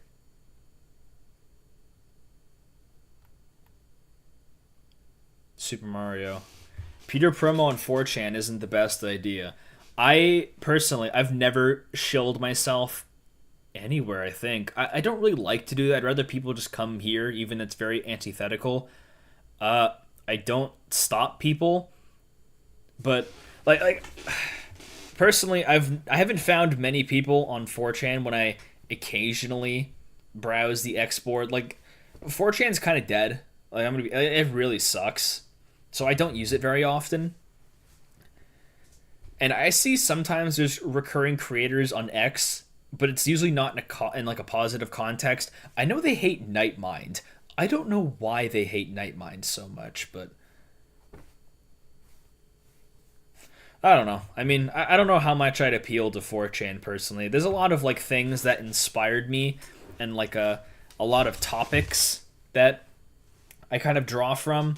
But I feel like some things might just rub people the wrong way. But I don't know. I try not to aim for a super specific audience all the time. I just kind of do what I'm thinking of. But I want to go back to the channel here, the technician. So another video was uploaded 10 years ago called I Am Awake. Why am I awake? There's another cipher.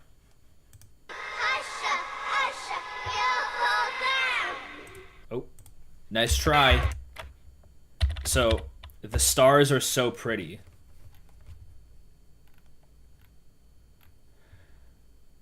You're not awoke. You're woke. So let me go back to the cipher there. We have another, this has to be a cipher. We have another like series of codes.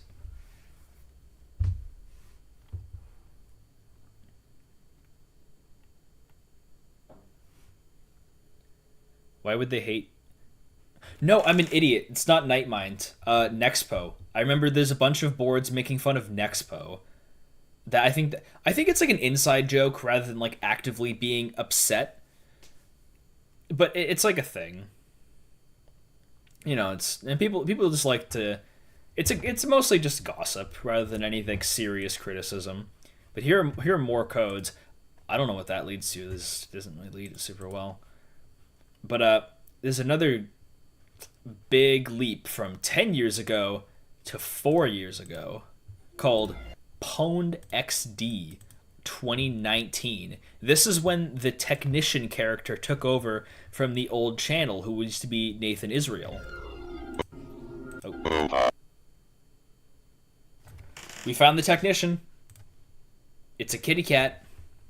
Hi, this is the technician. I have hijacked this account. Check the description for more info. Okay, thanks, bye. This isn't a code. Don't try and decode it. Oh, binary codes? Oh, brother.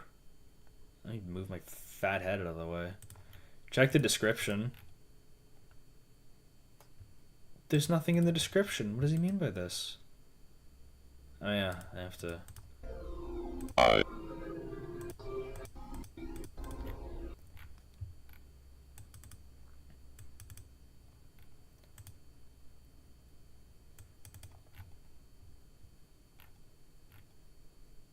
Oh, comments on this are like actually like a time capsule. Hi, Dirk. Does any relate to Nathan Israel? This was Nathan's channel, but he can't use it at the moment. What do you call him? A spoon? So it seems like an ARG that was... Oh, check the forums. Did I... Alright, let's see. Seems like there's a new post. My.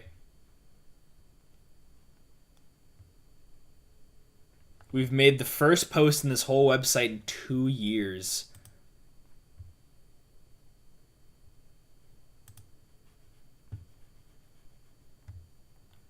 Wonder who this could be. You know, very, very mysterious.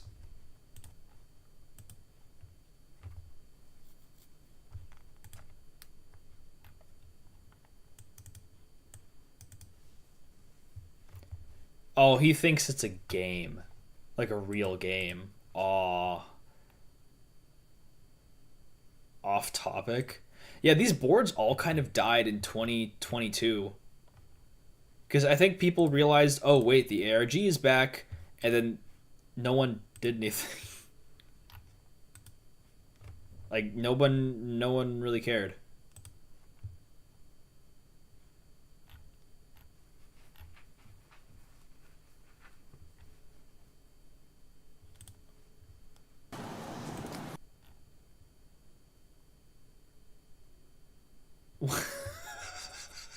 Okay, there's something interesting with the creator that I'll circle back to, but remember on the description there's a website, gangadiddle.com.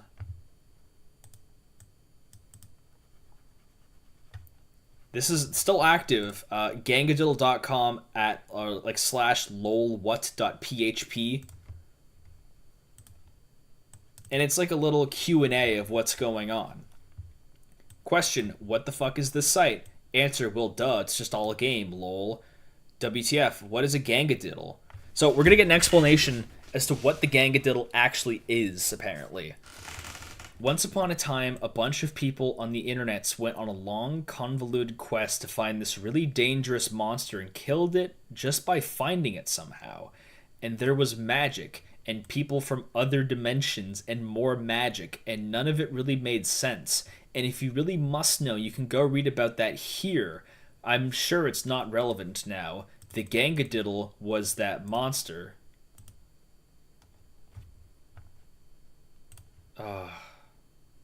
Roblox?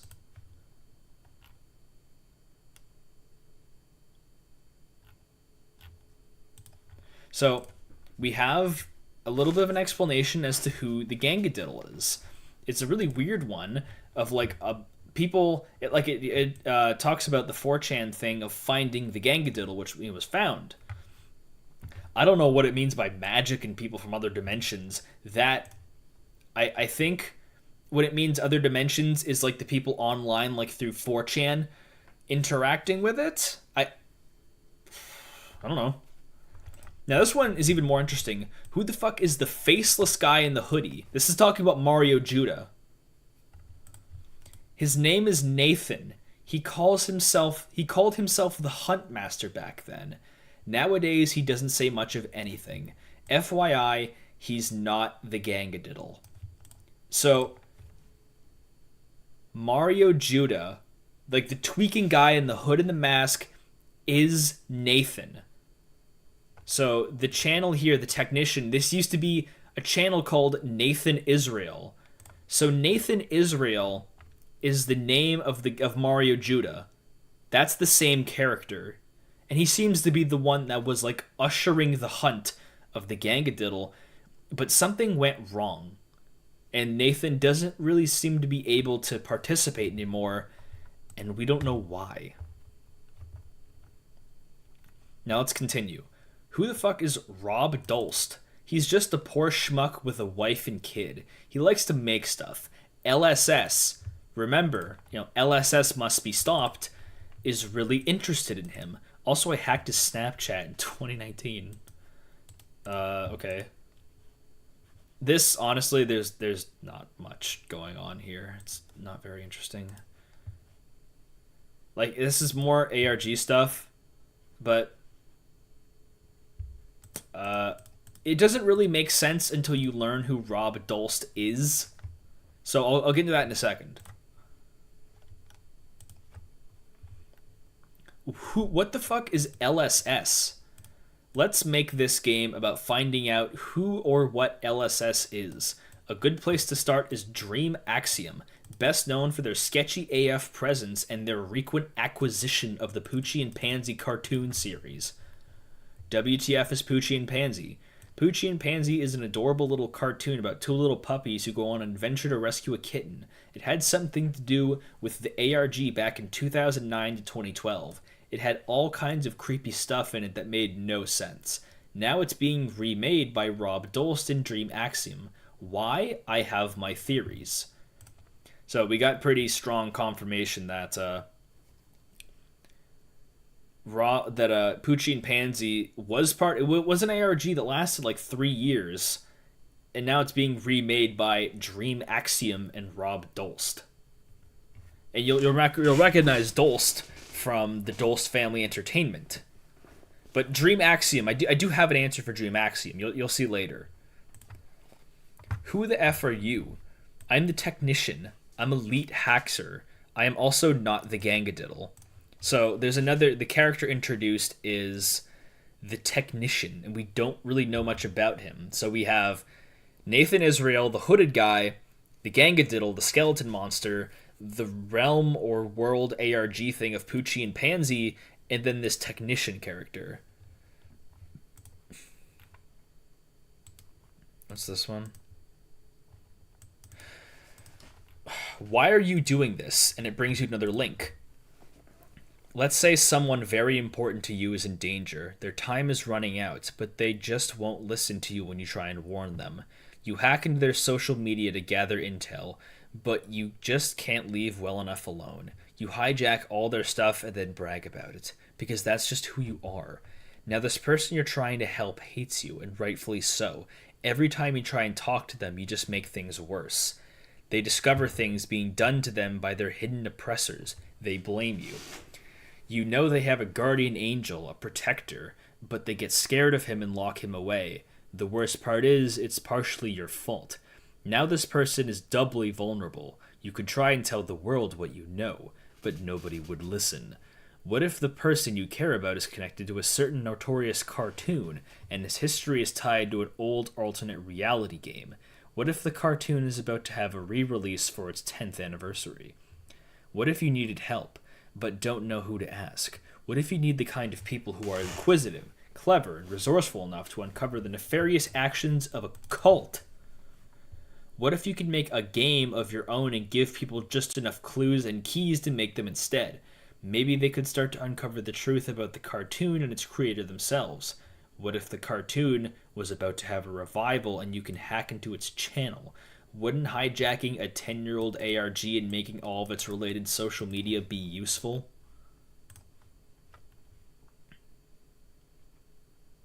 Yeah, the website is cut off because I'm an idiot and I didn't size it properly in OBS, but it's supposed to look more like this. There. So, from this description, a couple things are apparent. So, this seems to be a separate ARG on top of an ARG. And Nathan is... We don't really understand where Nathan Israel is. He's kind of just gone at the moment. He's out of commission, so is the gangadiddle. But the technician cares a lot about the creator of this cartoon.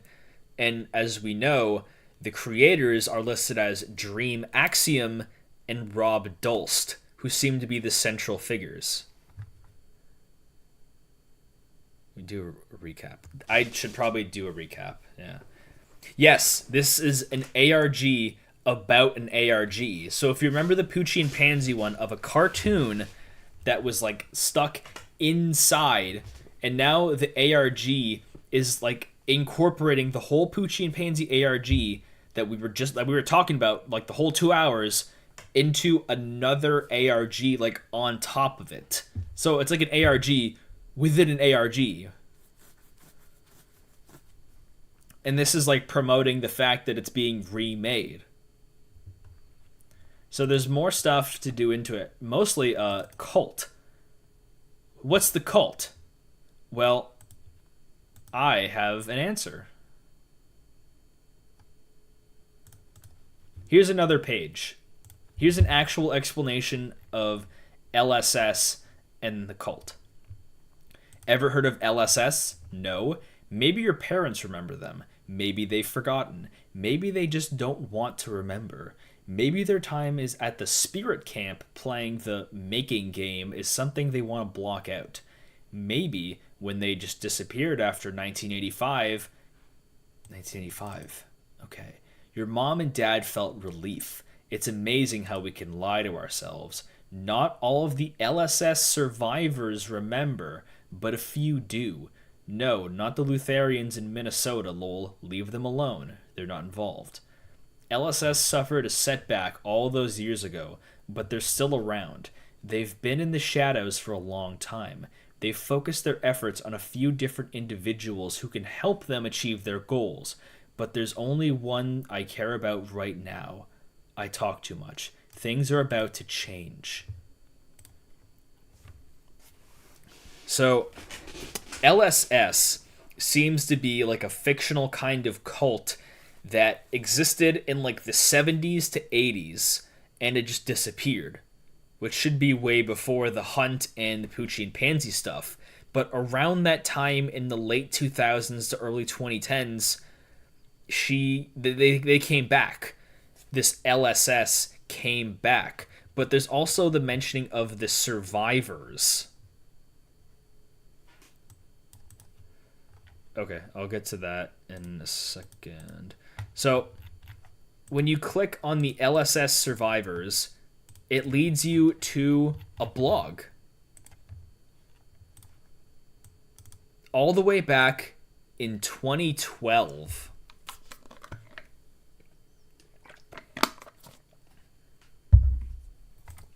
So, September 18th, 2012. This was like during the ARG. Welcome to LSS Survivors.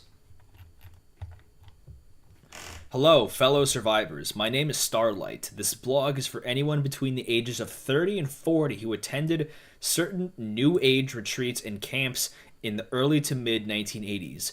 Were your parents into crystals, Eastern religion, or ESP? Were they ever inducted into a secret society, and were you promised great things only to have your childhood destroyed by the terror and abuse at the hands of these monsters? If the abbreviation LSS means anything to you, or being asked certain questions in French compels you to answer no matter how hard you try and refuse, then you know exactly what we are talking about. The primary purpose of this blog is as to a support group for those of you who had suffered at their hands, or even if you think you may have. Remember, memories are funny things, but we are here to help.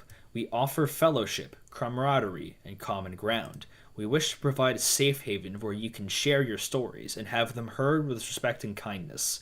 There will be more to come soon. Yours in peace and harmony, Starlight. So, this is... We got a whole, like, other dimension going on here.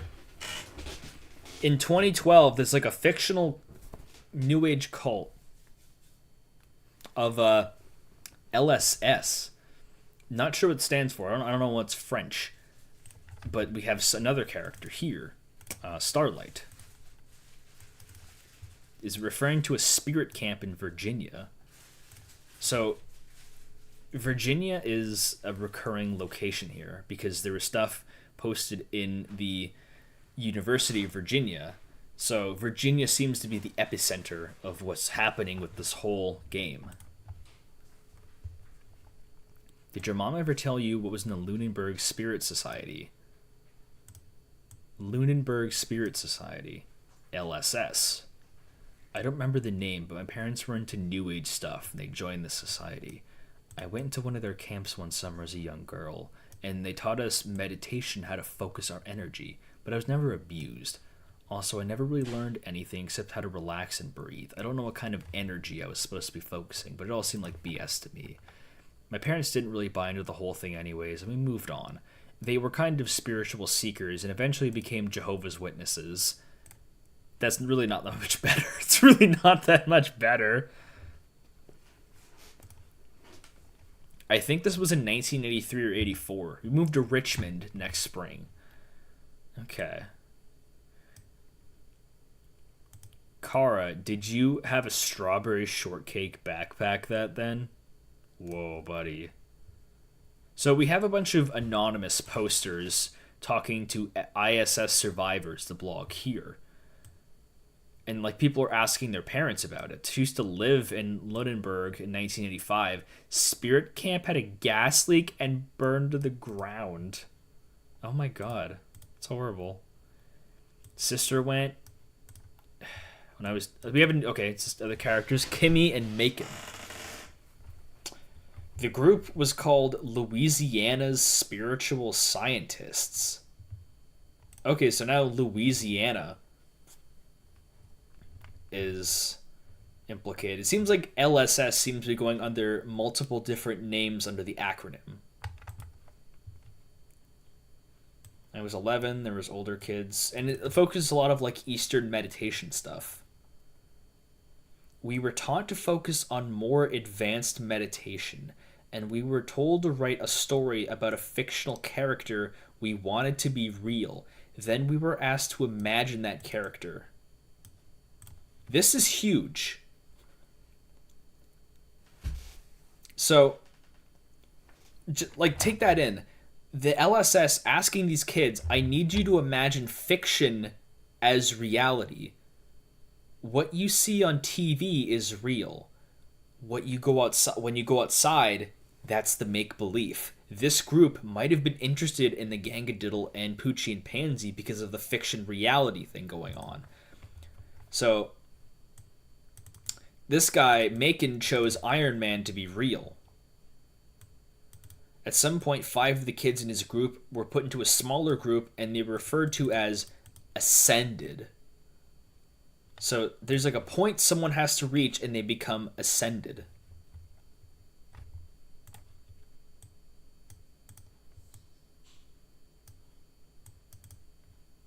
Place was shut down, and the group vanished.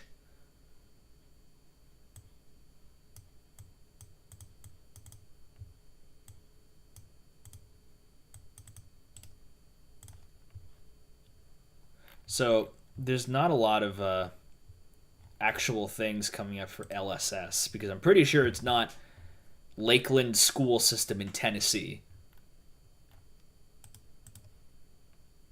So that's the first blog post there.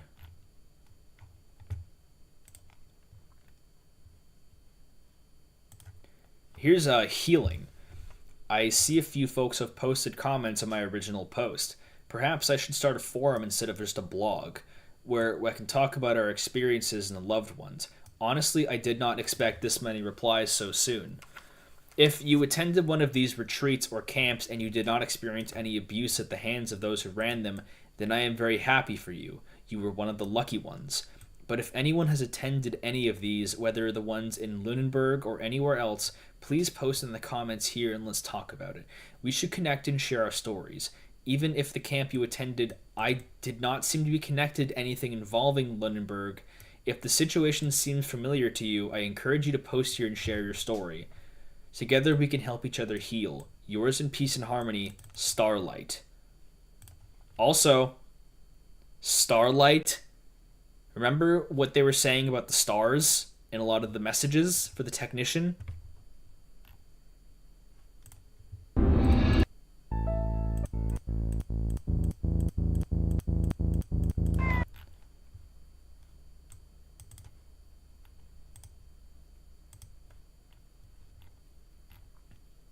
The stars, remember, the stars are so pretty, but remember the recurring "we couldn't save her"? Maybe that refers to Starlight, if this is a woman. Let's talk about the comments. My parents used to belong to the Lexington Soul Society. Soul Society? Oh my god, that's a Bleach reference. Lexington Soul Society. I don't think that can't be a thing. There's no way. It was sort of like a mix of Buddhism or Hinduism. If you played with our heads sometimes. I do remember this part we were all like, your imagination can create a whole new world, and they encouraged us to daydream.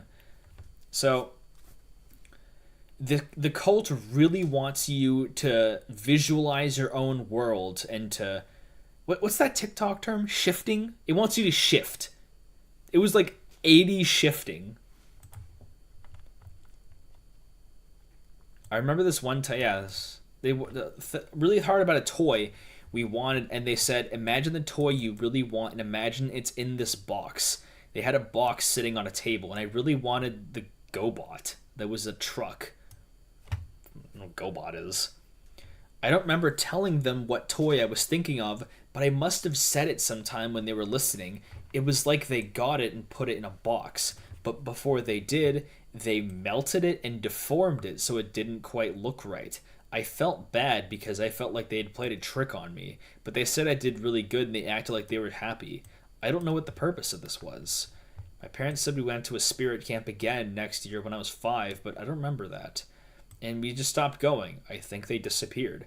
I've Googled Lexington Soul Society, but I can't find anything. Does my experience sound like it fits what the blog is about? So, it's implying that this kid thought about a very specific toy in a box and like a crappy version of it appeared. Like this kid's thoughts manifested in reality.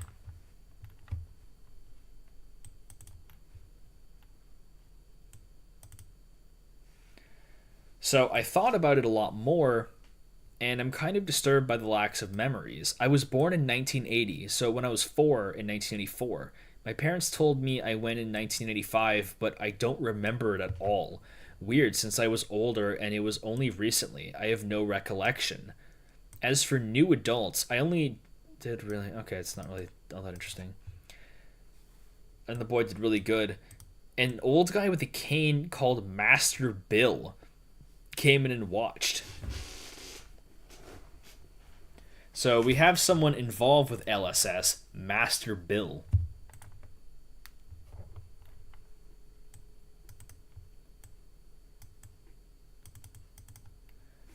Okay, so here's soft confirmation that Starlight is a girl. She has a brother named Stormcloud, so it implies that the girl's name is Starlight, which would be her. So maybe Starlight is the one we failed to save mentioned earlier. So here's LSS Survivor board. Okay.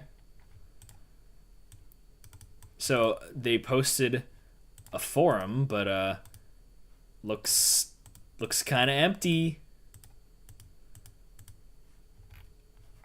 Not really much going on here. I guess ARG Creator kind of just didn't do that. But so November 6th, there's a big jump in time between October and November of 2012 on the run. Sorry for not approving posts. I've been away on a family emergency. If you'd like to discuss LSS, do so on the new discussion board. Oh, did I already have this open? I did. Okay. So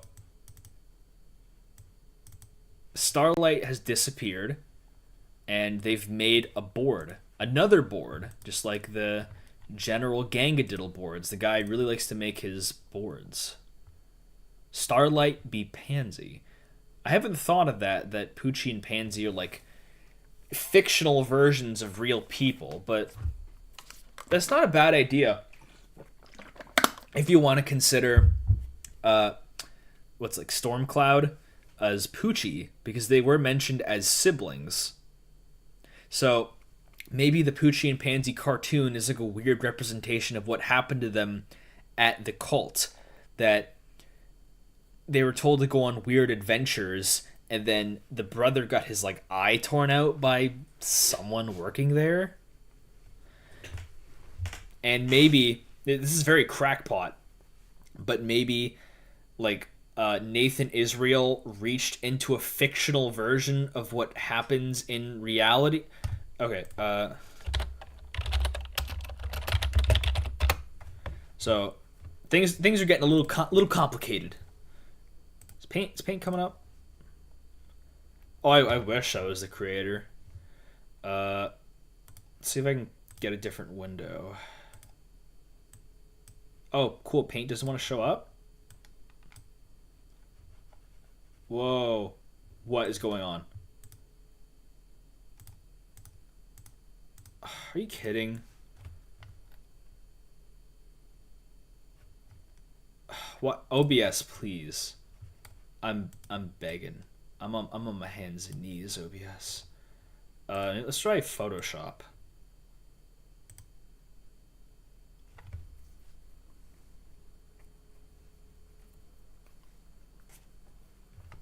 I need to like open a document to explain this, and for some reason, all right, window capture. Okay.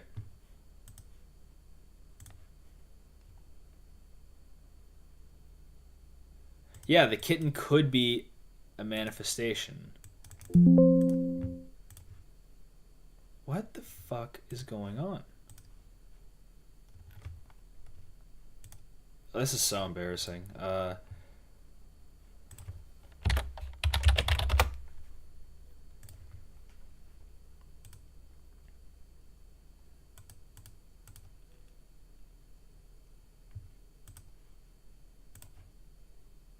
Is there like a pen tool? I don't understand what is going on with the window capture in this software. Oh.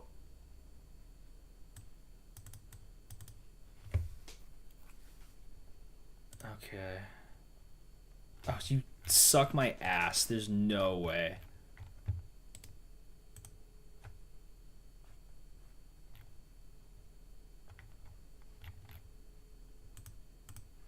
Oh, that's tough. So, awkward moment.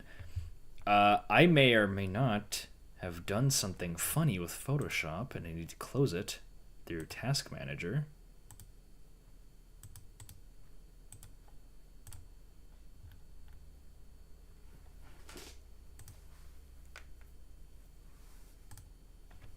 There we go. Okay.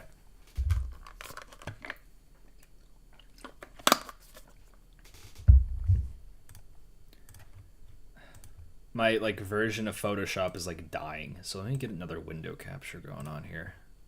I really wish I guess it just okay. You know what? Paint doesn't want to work. Fine. Be like that, Paint. Whoa. What is going on?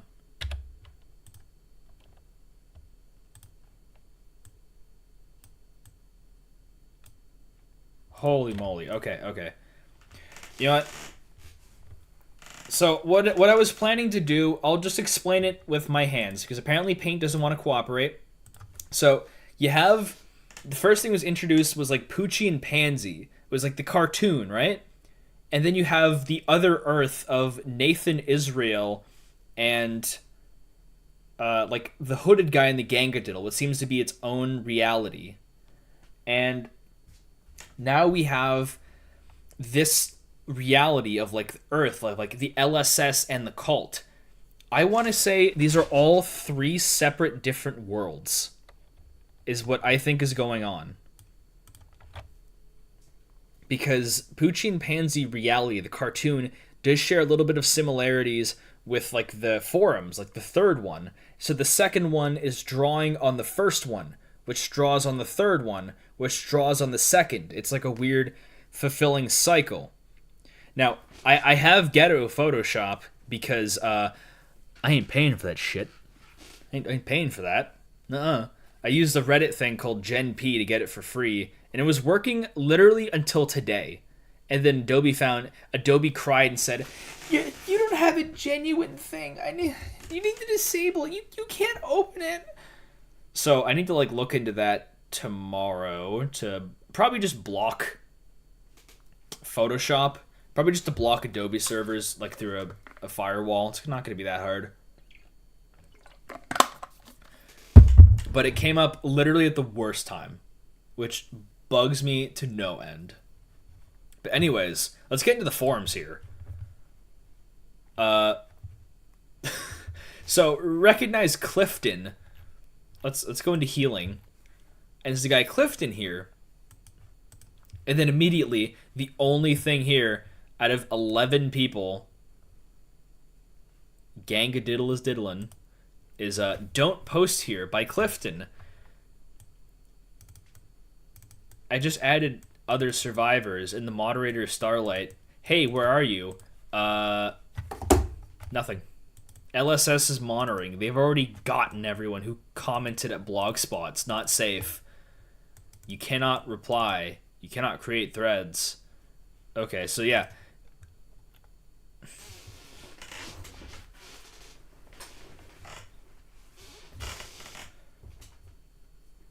Pass me the method on how to get Photoshop through Twitter.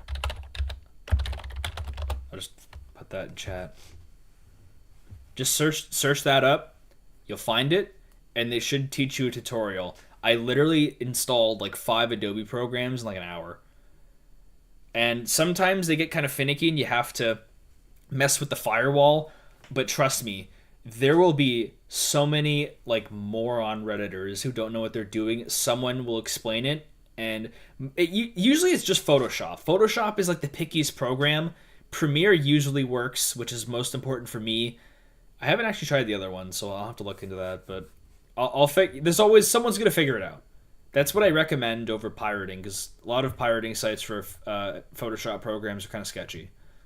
So all the LSS survivors got taken, presumably by LSS, which isn't good. And we hit a bit of a wall because, well, what's to go from here? Well, of course, is the technician's personal channel. You know, the guy who's hacked Nathan Israel. Oh hi, this is I have been watching, waiting, learning, hacking, infiltrating, and testing. Ghost has forgotten so much, but I understand. Ghost has forgotten. So this might be Dolst right here, this guy. We finally have like a face to attach to the visage. Ghost has forgotten so much, but I understand. Soon, my friends, soon, things will be made clear. Much love will be had. Okay, thanks, bye. Remember, kids, the technician loves you. 2017, so this is, the technician's been cooking something for a little bit.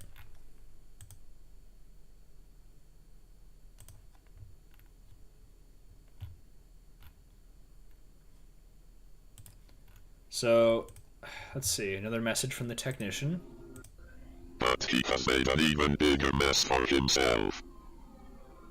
A watchful eye has been upon him for a few years now. The eye is not my own, but I have seen him through it. Recently, the eye has been blinded. A warrior has been caged. And the line between the game and reality has been erased. What the hell is going on here? I cannot help him alone.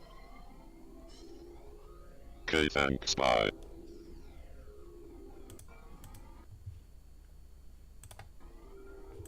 Another cipher. So, we got a couple...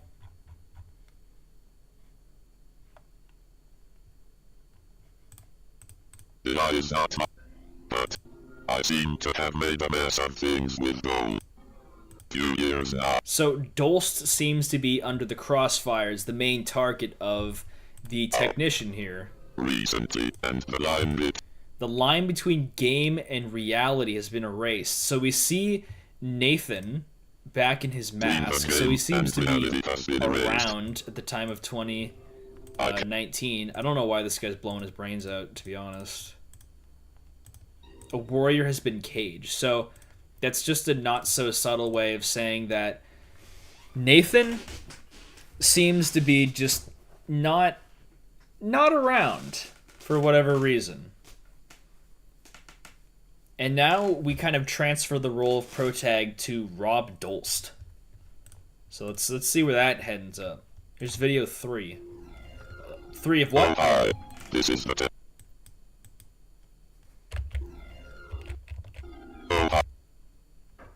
Okay. No little Tommy Wiseau. Hi, this is the Momo. It's scary Momo. Hi, this is the It's Jeff the Killer. He's like ticking so many boxes here. Oh my god, there's so many boxes. Sucks. Hi, this is the I have to pause all this shit.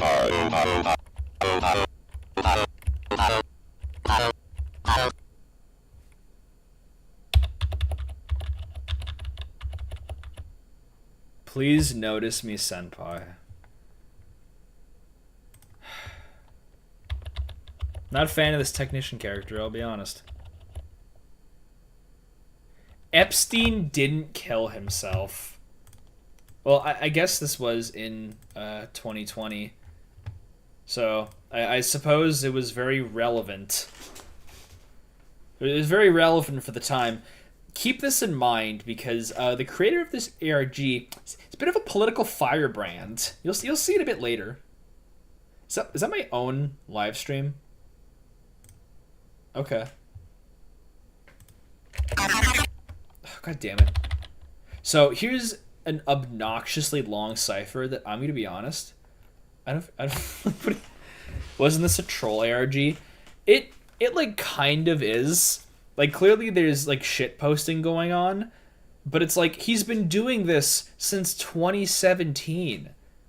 Like is it really worth a troll to waste their time doing this? Watch my own live stream? Okay. Wasn't this a troll ARG? It like kind of is. Watch like, my own ARG. There's like shit posting going on, but it's like he's been doing this. Okay. Enough of that nonsense. Loss? Are you fucking serious?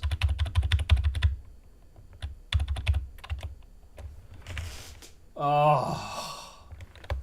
Posting loss? Was that even funny in 2020? No, it wasn't funny ever. Oh, hi.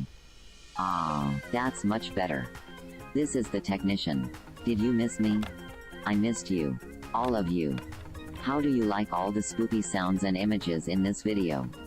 That's what an ARG video is supposed to be, right? ARG.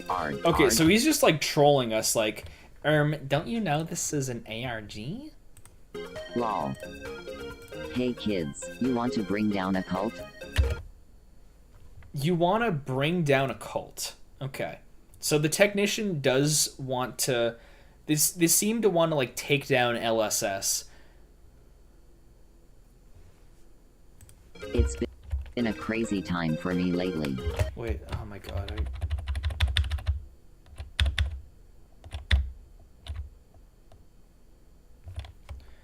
Stephen Hassan's bite model is a fascinating concept and explains a lot when it comes to real-life mind control.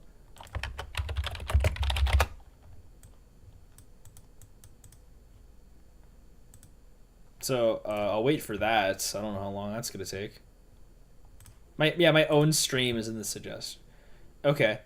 So, what is Stephen Hassan's bite model? Developed the bite model to describe cults' specific methods to recruit and maintain control over people. BITE stands for Behavior, Information, Thought, and Emotional Control. The BITE model should be used within the influence continuum model to determine... Okay, so it's just like the specific way cults indoctrinate people.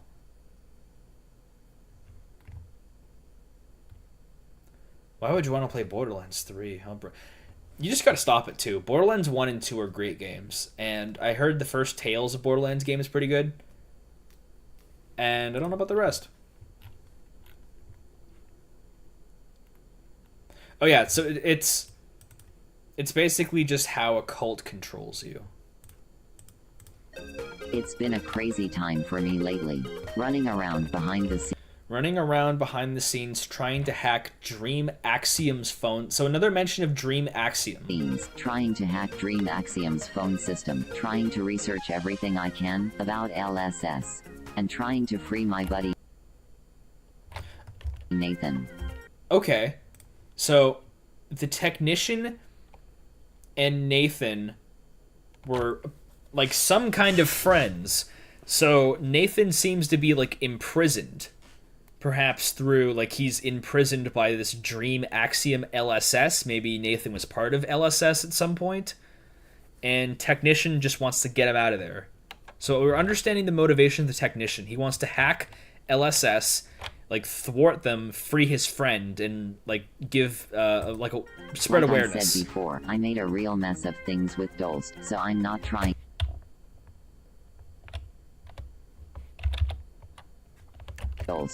Okay, so there's like a three-way connection between Robert Dolst, the Technician, and Nathan Israel. It seems to be like it's like the Naruto Sasuke Sakura group going on right now. I'm not trying to talk to him right now. Pretty sure he hates me. That's fine. He'll see the truth soon enough. But hey, everybody's talking about a game. This is all a game, right? Arg, fine. You want to play a game? Go to gangadiddle.com. This video is just telling us to go to Gangadiddle. Games. The Technician loves... Oh. Okay, we're getting like a... Sound of Scream from ending of the original 2009 version of Poochee and Pansy Part 1, The Quest for the Midnight Crown, featuring the original skull model that I photographed in 2019 when I broke into Dolst's house while he was running off in a misguided effort to imprison Nathan, and then LSS goons also broke into his house. Okay. So...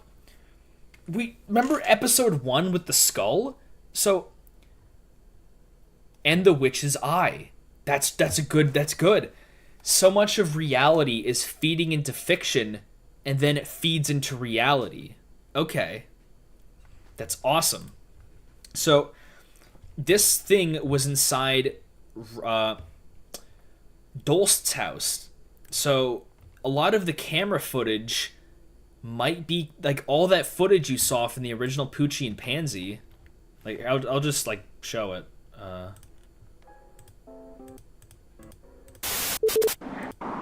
Like the guy recording here, that's Dolst. Because in the original episode.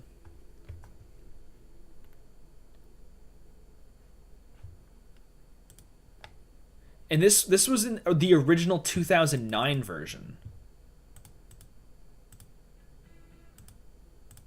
So let me go like all the way back. So the funny jump scare this photograph here, this was in Robert Dolst's house. So Robert Dolst has a lot more going on with Poochee and Pansy. He might have been involved with LSS as well, and he seems to be somehow linked, like he might be part of it, because he has some connections to Dream Axiom, and Nathan and the technician are trying to go against Robert. Lol jump scare. Okay. Here's video 4. Relax. Pretend it's a game. Maybe leave. So this is also in 2020. Oh hi, this is the technician. I missed you guys. Did you miss me? Well, I know someone who did. 2 someones if my calculations are correct. I think they missed Rob too. Where are they now? I don't know, but they're not friends of LSS. Hey, can you... Okay, so Rob does not seem to be affiliated or friends with LSS anymore, I think. Guys hear me? You don't like LSS. I don't like LSS. If you don't want to join forces, that's fine. Just remember this. Stay out of my way. At the very least, stay off that stupid image board. But I guess you already figured.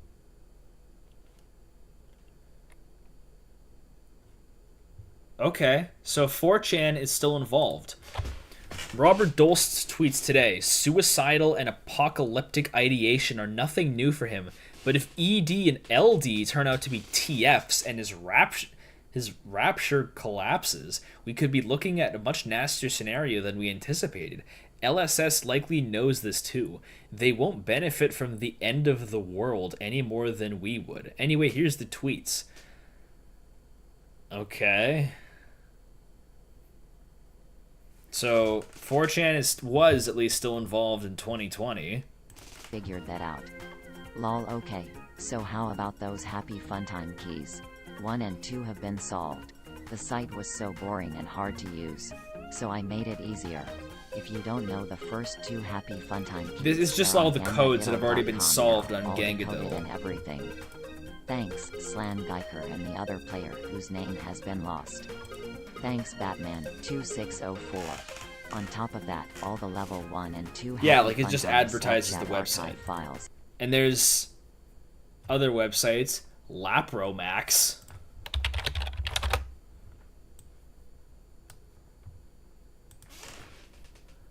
I'll probably find a link for it somewhere. Dream Axiom, again, they're coming up.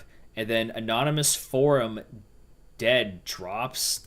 Have been unlocked by the diligent work of the players. The level 3 keys. God damn it. I always miss the players.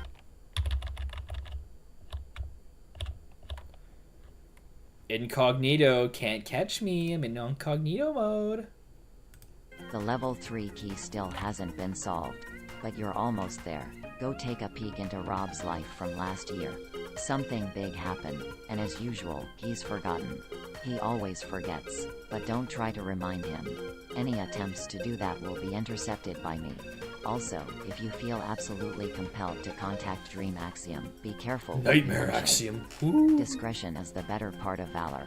And remember, kids, the tech member kids nation for kids member kids and mission loves you technician and remember kids. Okay.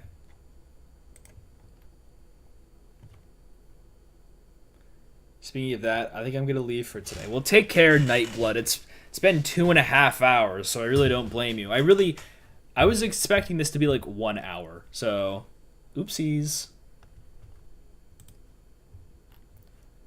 So we have another video, Discord and Herbert the Pervert. What's that? Is that a camera? Okay, this was a video from before. Like the guy on to the left there, that's Nathan. That's Nathan Israel. Recognize the hoodie.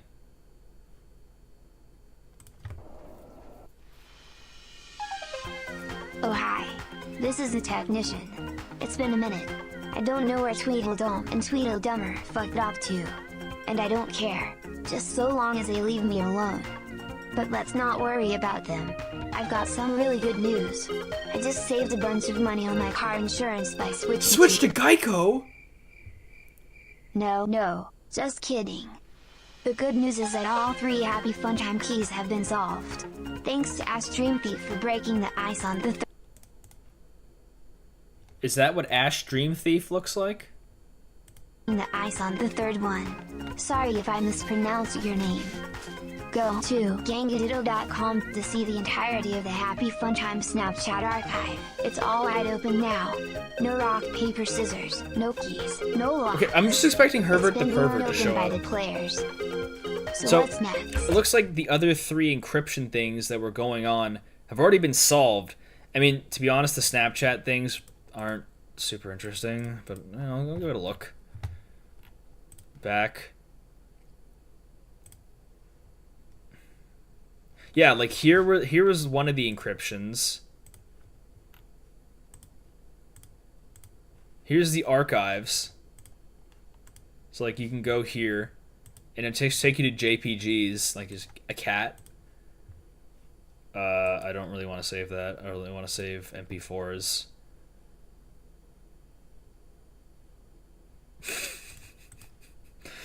Yeah, this is like you can just get a bunch of Snapchat stuff from there.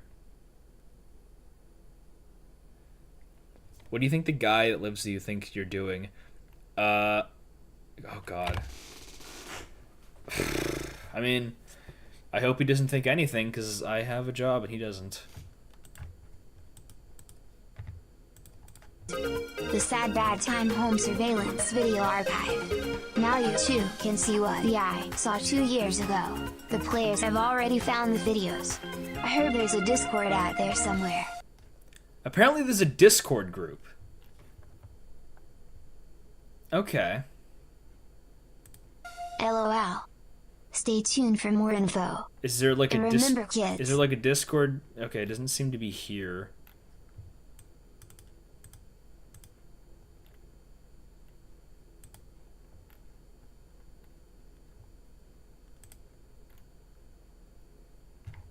Huh. So a Discord server might be out there. Now we have another one that came out in late 2021. Welcome to the ARG. Oh, okay. This one's a little different. 9. The first episode of Poochee. Oh, okay. So this is like a whole ass recap, allegedly. So I'll just let this play. Oh, hi. This is the technician. This one's a little different. In November of 2009, the first episode of Poochee and Pansy was uploaded to YouTube. The 6th episode revealed it all to be a trailhead to the hunt for the gangadiddle ARG. As the story went, a faceless guy in a hoodie named Nathan Israel, aka the Hunt Master, accidentally brought a monster called the gangadiddle Nathan into brought our the world. gangadiddle The players, into our world. aka the Hunters, solve a series of puzzles by traveling to certain locations, each containing clues to unlock the next one in the sequence. The final location was... Son of a bitch. So, Nathan Israel summoned the gangadiddle into the world, and Poochee and Pansy was just like the thing to jumpstart people into getting that. There was a side quest about seekers. The final location was Belle Island, Richmond, Virginia, where the gangadiddle itself was buried. A guy from Florida named Tomato. A guy from Florida. Tomato Goatee, no wonder why he's so dangerous and so powerful. He's a Florida man. Goatee found it, immediately killing it and saving the world. The end. The Final Fantasy noise. Obviously, the whole thing was a fictional story. Okay, and fun so was had all by of that all. was That fictional, whole parallel apparently. Universe and isolated worlds thing. I was right. There was parallel universes and worlds going on. So I was right with my initial theories of Poochee and Pansy, but that was part of like the story, so that's fiction. Was just part of the story. It never happened. It was all just part of the game, from the mind of a guy named Rob Dolst. Okay, so this guy, Rob Dolst, is the one who made Poochee and Pansy, which I will explain later. So, in universe of this ARG, which incorporates that ARG, Rob Dolst made Poochee and Pansy. Since the game was over, the gangadiddle YouTube and Twitter accounts went dormant. until they didn't. And this is where it comes It back was in like barely a blip on the internet's 2017-ish, radar, but it 2019. got noticed by some people. People who recognized Dost. People who knew him from long ago. People who knew him from when he was a lot younger, and was part of something much bigger. Not naming any names, that's for you to find out yourself, but one name you've probably heard a few times by now, LSS. Okay, that confirms it, that Robert Dolst in this ARGs, and as a child he was involved with LSS in the 80s. And once they disappeared, they left him alone, but they came back Why don't recently. I reveal more? Why don't I explain who LSS really is? Why don't I just tell you everything? Why am I being so cryptic? Because it's what you asked for. I put it to a vote, and everyone said they wanted a game. Another ARG. So you've got it. But this is not the hunt for the gangadiddle. This isn't even a sequel to it. This is my own ARG. My rabbit hole. Big Chungus! Sure, I used the re-release of Poochee and Pansy to clout. I used the re-release of Poochie and Pansy to clout chase. I mean, at least he says it.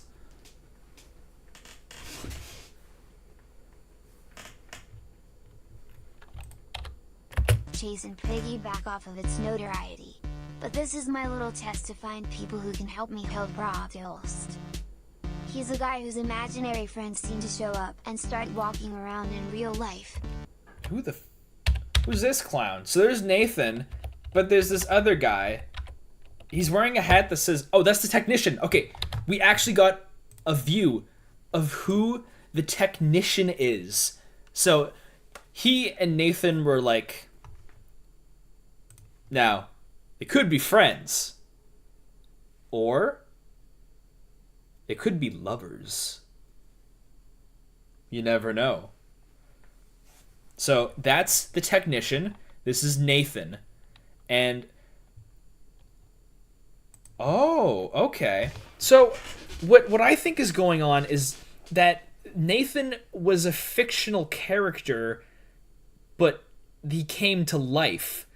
If you've ever played Alan Wake, that game, think of it like Alan Wake. That's my theory right now. That fiction becomes reality, and reality defines fiction as like an Ouroboros cycle. Like Thomas Zane, Alan Wake, Alex Casey, back to Thomas Zane, back to Alan Wake.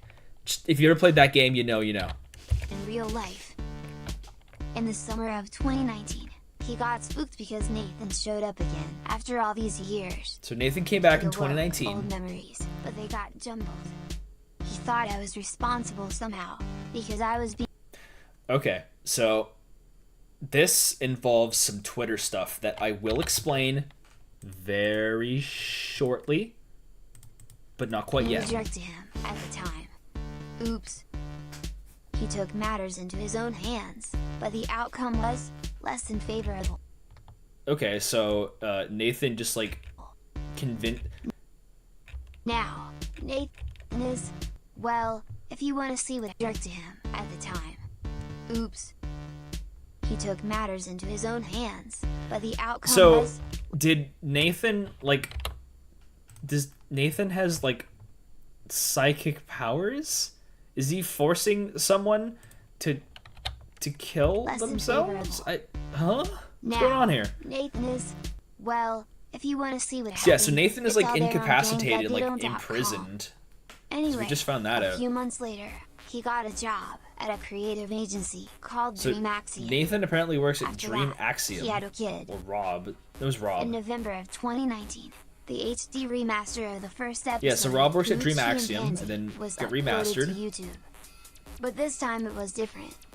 Dream Axiom seems to have encouraged him to pursue this, even providing company resources to facilitate it. In September of 2021, almost 2 years later, the remaster of the second episode was uploaded. It seems like he's slowly remaking the whole series, and Dream Axiom is helping him do it. Why? Eagle-eyed viewers noticed peculiar details in both videos. I'll leave it to you to try to spot them. but don't ask me about their purpose. I didn't put them there, and I don't know what they mean. So here we are. I'm not the gangadiddle. It's dead. I'm not Nathan. I'm just sitting in for him. Where is he? Like I said, it's all on gangadiddle.com. You want to play my game? Join the other players, and Wanna play my little game? let's get cracking. And remember kids, the technician loves you. Okay, well that put it up pretty succinctly. That kind of just explains everything. Really, like, hello, Turkey Tom. So we have that recap. That kind of just... So the only things that aren't really explained, other than the fact that, like, the second ARG is still unsolved and makes no sense, is, what is Dream Axiom? We don't... And what's really going on with Rob? So I'll get to that in a second. We have another video to see, though, that was uploaded in 2023. This setup is wicked, by the way. Holy moly.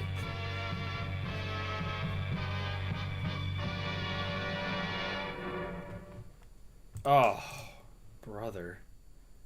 So, there's a paste bin. I didn't realize that website was still alive. Oh! Oh, get out of town. Okay, so this paste bin has an insane amount of archives from 4chan. So I'm just gonna send this like in chat.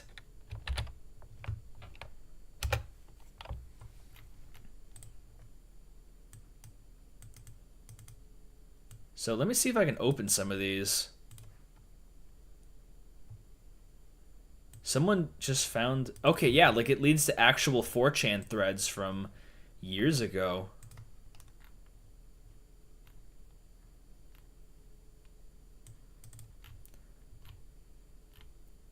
These are like extensive threads too, that it goes back to like Epstein stuff. Go back to Poll. Info about LSS camps, conversation of LSS. Joshua Milton. I don't know who that is. Tulpa.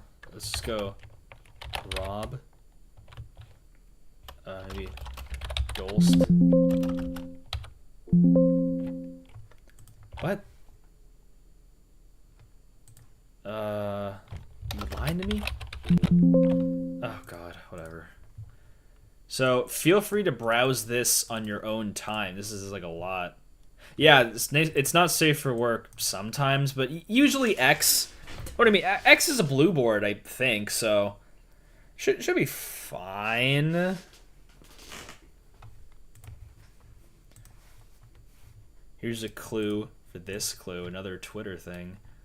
So Cat is kind of out of the bag, but the technician has a Twitter account. You can go ahead and give it a follow if you so please, but it doesn't post super often. Someone thirsting for his dick, though. Sylvia. Goodness gracious.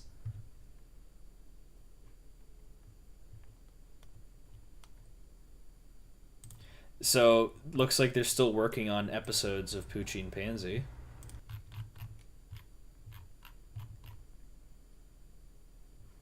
The Unknown. Oh god, but that was like a whole situation.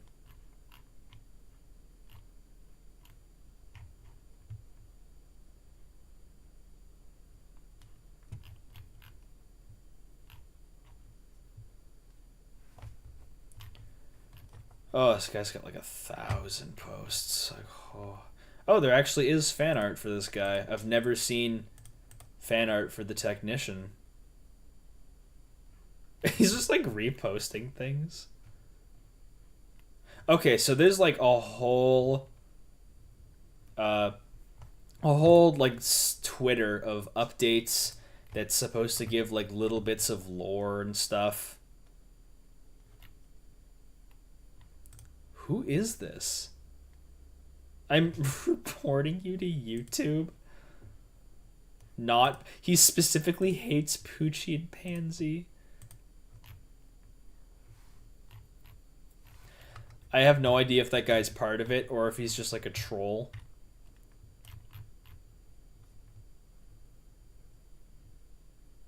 LSS responsible for more death than any video. Okay. That's like a real political thing.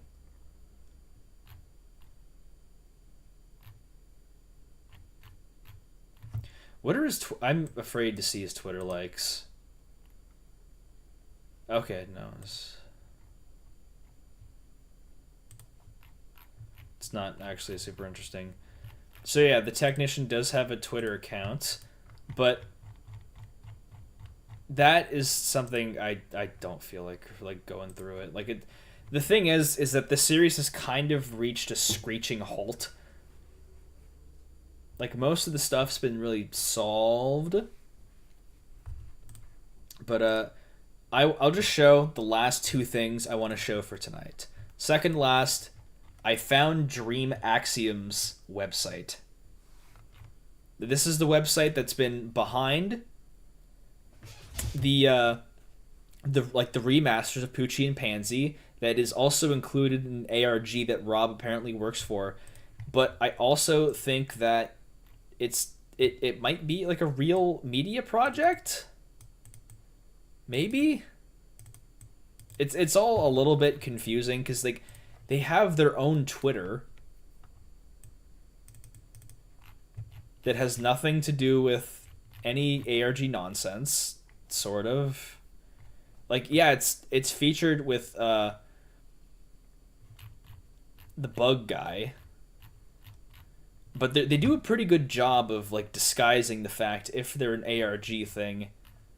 But what I think they are, it's like a media company that's just like funding the ARG, I think. So like Rob Dolst just convinced this company to give him a bunch of money to do this stuff.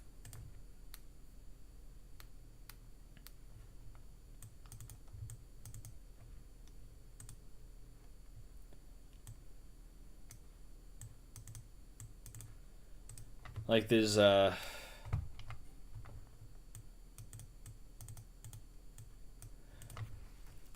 we see some familiar names. David Yamaguchi is involved in a lot of the like new Poochee and Pansy stuff. There's Rob Dolst, web guru Code Monkey. So he handles like the programming. Oh, hello Funky Monkey, nice to see you. And there, I don't know what Seba Siddled. This is just, I think Joshua Milton was also mentioned somewhere on this. Yeah, Joshua Milton. JoshTolpa.tumblr.com.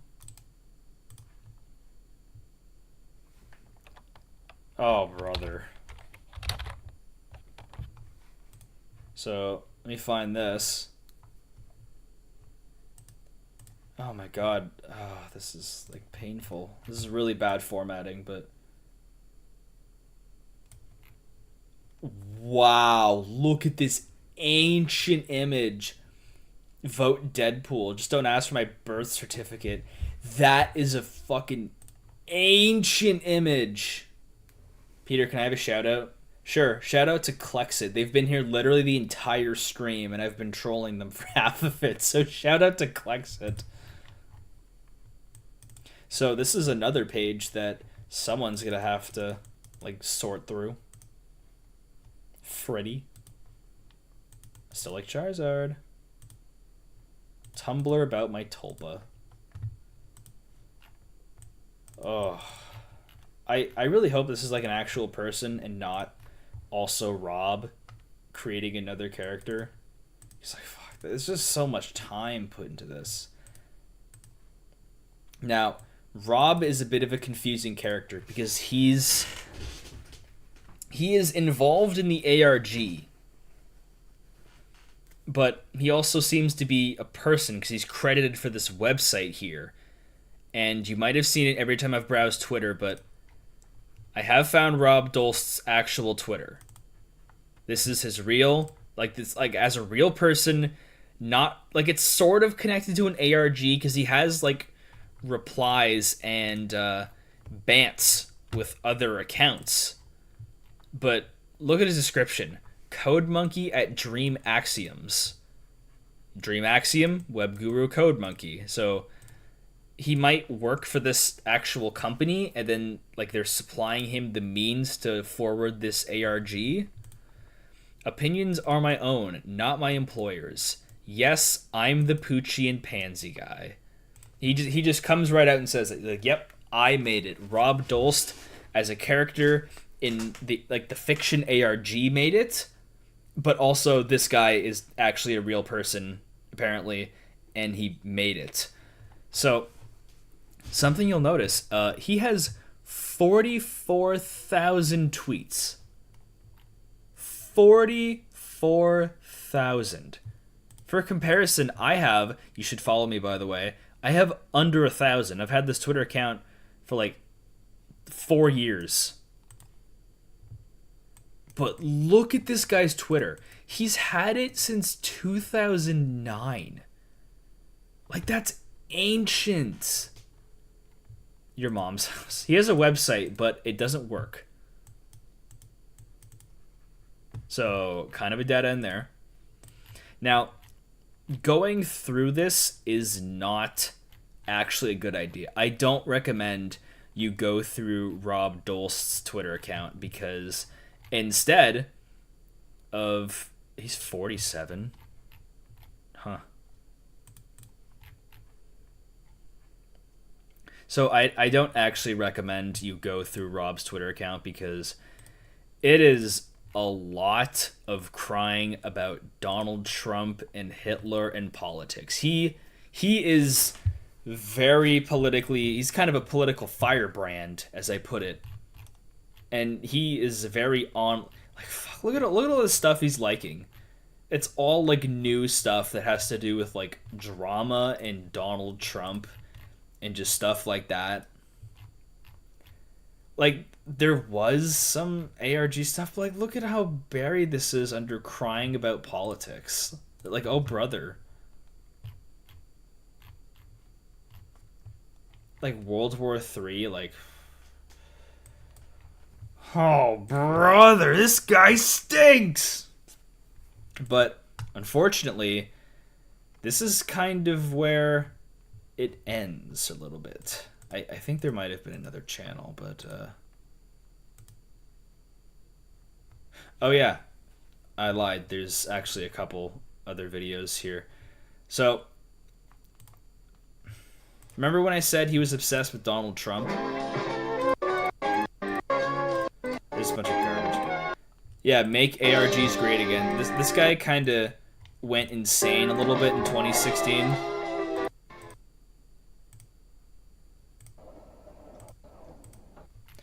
I don't know what's going on with his ARG. He did kind of go insane in like the late 2010s, and like he's half a troll, but he also is reviving Poochee and Pansy, and he also might be making serious merchandise, so it's like half a joke, half not a joke that you should take seriously. Gangadiddle ending. So I'm pretty sure a lot of stuff on his channel is just like trolls. Like he's actually just trolling people. Here's your receipt, sir. Will there be anything else? Oh, hi. Want to help me stop LSS?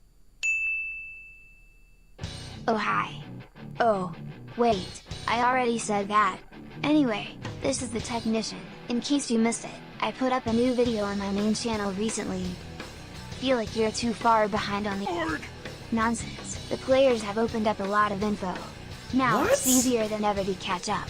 Happy Fun Time is wide open now. You may still have to work a little to see Sad Bad Time, but it's all there.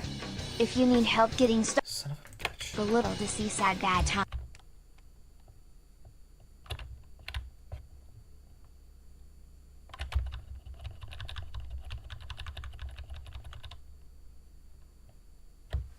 Oh, it was another cipher. Oh, brother. But it's all there. If you need help getting started, there is a Discord out there. Where? But it's not mine. Ask Okay. the player Okay, so it's like a fan Discord. Okay, it's a fan Discord. It's not an official one. for a link. See, I don't know where that is. And remember, kids, the technician loves you.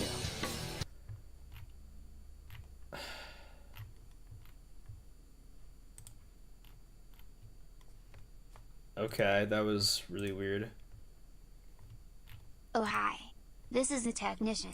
If you're not subscribed to my main channel, then you probably missed the recap video I just put up.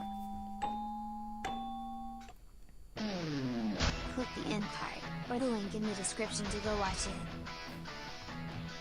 Oh, this is just advertisement for this other thing we just watched.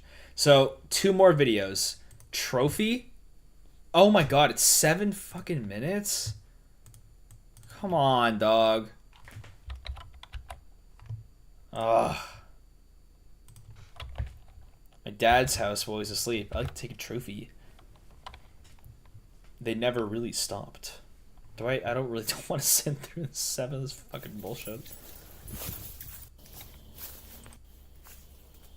Okay, so this guy's like stalking his father. That's excellent. Yeah, it's boring as sin, to be honest. Like, fuck. I don't know how this guy managed to make a home invasion boring, but... Yeah, it's not shit here. So, this was 6 months ago.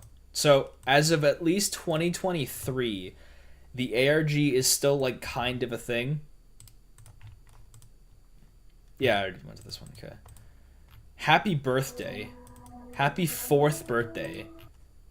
Your story will be told soon, but is it real? So I think this is referencing the child that Rob had. I don't know if it's like the guy's actual kid. My flesh brother.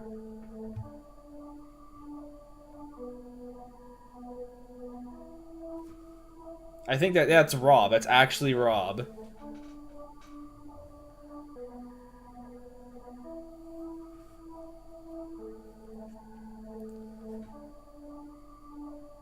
Leo. Maybe that's the kid's name.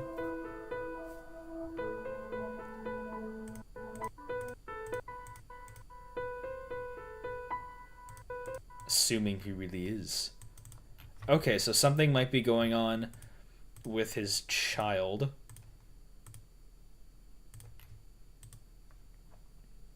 And wasn't the woman with Rob pregnant in the video? Yeah, that might have been like the child's mother, and like Nathan might have been involved. It's really weird. It's not explained that well, to be honest, because I don't feel like going through all that Snapchat shit. Like, look, this is just all this like caca surveillance. Like, it's cool, but it's kind of bumbleclat. All right, it's kind of bumbleclat.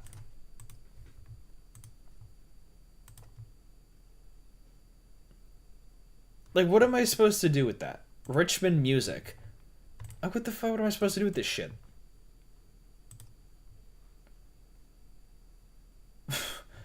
What? Who the fuck is this? Who are these people? I really don't want to download any MP4s because I don't feel like it. Fierce creature. Oh yeah, so like half is just like pictures of his cats. Oh, you always were a kidder, technician. But as far as we know, his Twitter account and that happy birthday video and like the April Fool's video, that's where it ends. And that's all I can give you. So I hope that was like a good deep dive into what's going on with Poochee and Pansy. You know, reminder to where this all started in 2009. And it's still being referenced and like going on. So I am exhausted. And I also realized I streamed for 3 hours exposing all this stuff. Not a single super chat. I really am just like Ethan Ralph. Streaming for free. SMH my head. Some of you cheap bums. You cheap bums. Oh. Oh, brother. Slightly longer than my lifetime. That's what I mean. That's what I mean. I'm telling you, some of these people are born after Poochee and Pansy. No, it's okay. I'm not actually like mad. You don't have to give money. I'm like trolling you here. Don't worry about that. But it's more fun when I do, believe me. But if I'm not here because I'm expecting a paycheck from Rob Dolston, Poochie and Pansy. I'm doing it because it's fun. It's more fun than anything else. That's like the number one priority. The rest is just like extra bonus stuff and gratitude. And look at that. Drestu Okamage actually coming up with a dono. 3 hours and $2. Ralph Amail keeps winning. Wins again. Got my $2. Looks like that, Warski. I got the $2 to pay my horse to play a Hogwarts Legacy. How about that? I got my torta money. Ralph Amail always wins. Sweet. It really is like the Ralph experience. Maybe I should move to like a Mexican crack shack and stream for nothing, and then consistently scam my audience too. That's how you get the Ralph Amail. You got to scam them all the time.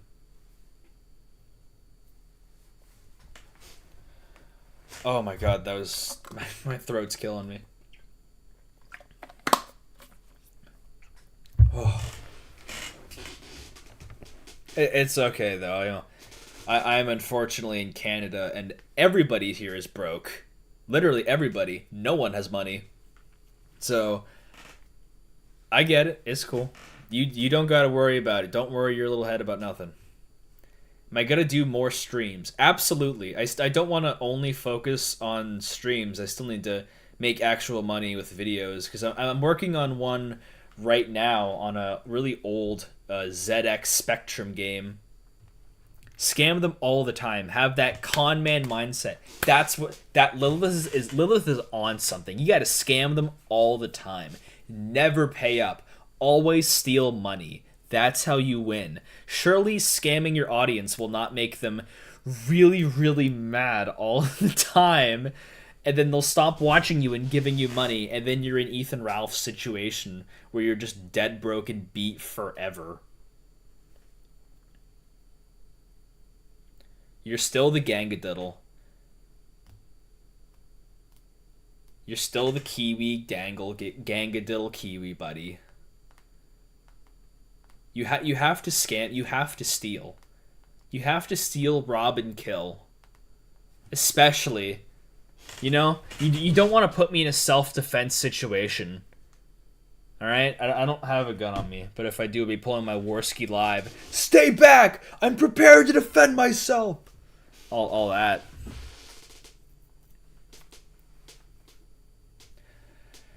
But it's 9 o'clock.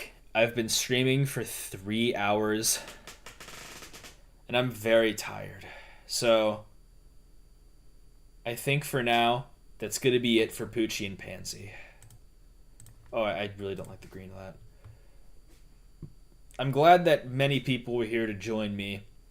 And such a weird story. It has such an interesting place in my mind as like a old internet thing that I was interested in as a teenager.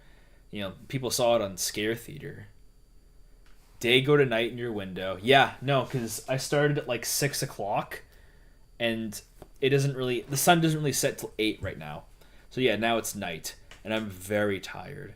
But thank you all very, very much for joining the stream. I had quite the entertaining time, even if everyone else in my house heard me screaming. So take care, everyone. I hope you have a lovely rest of your nights.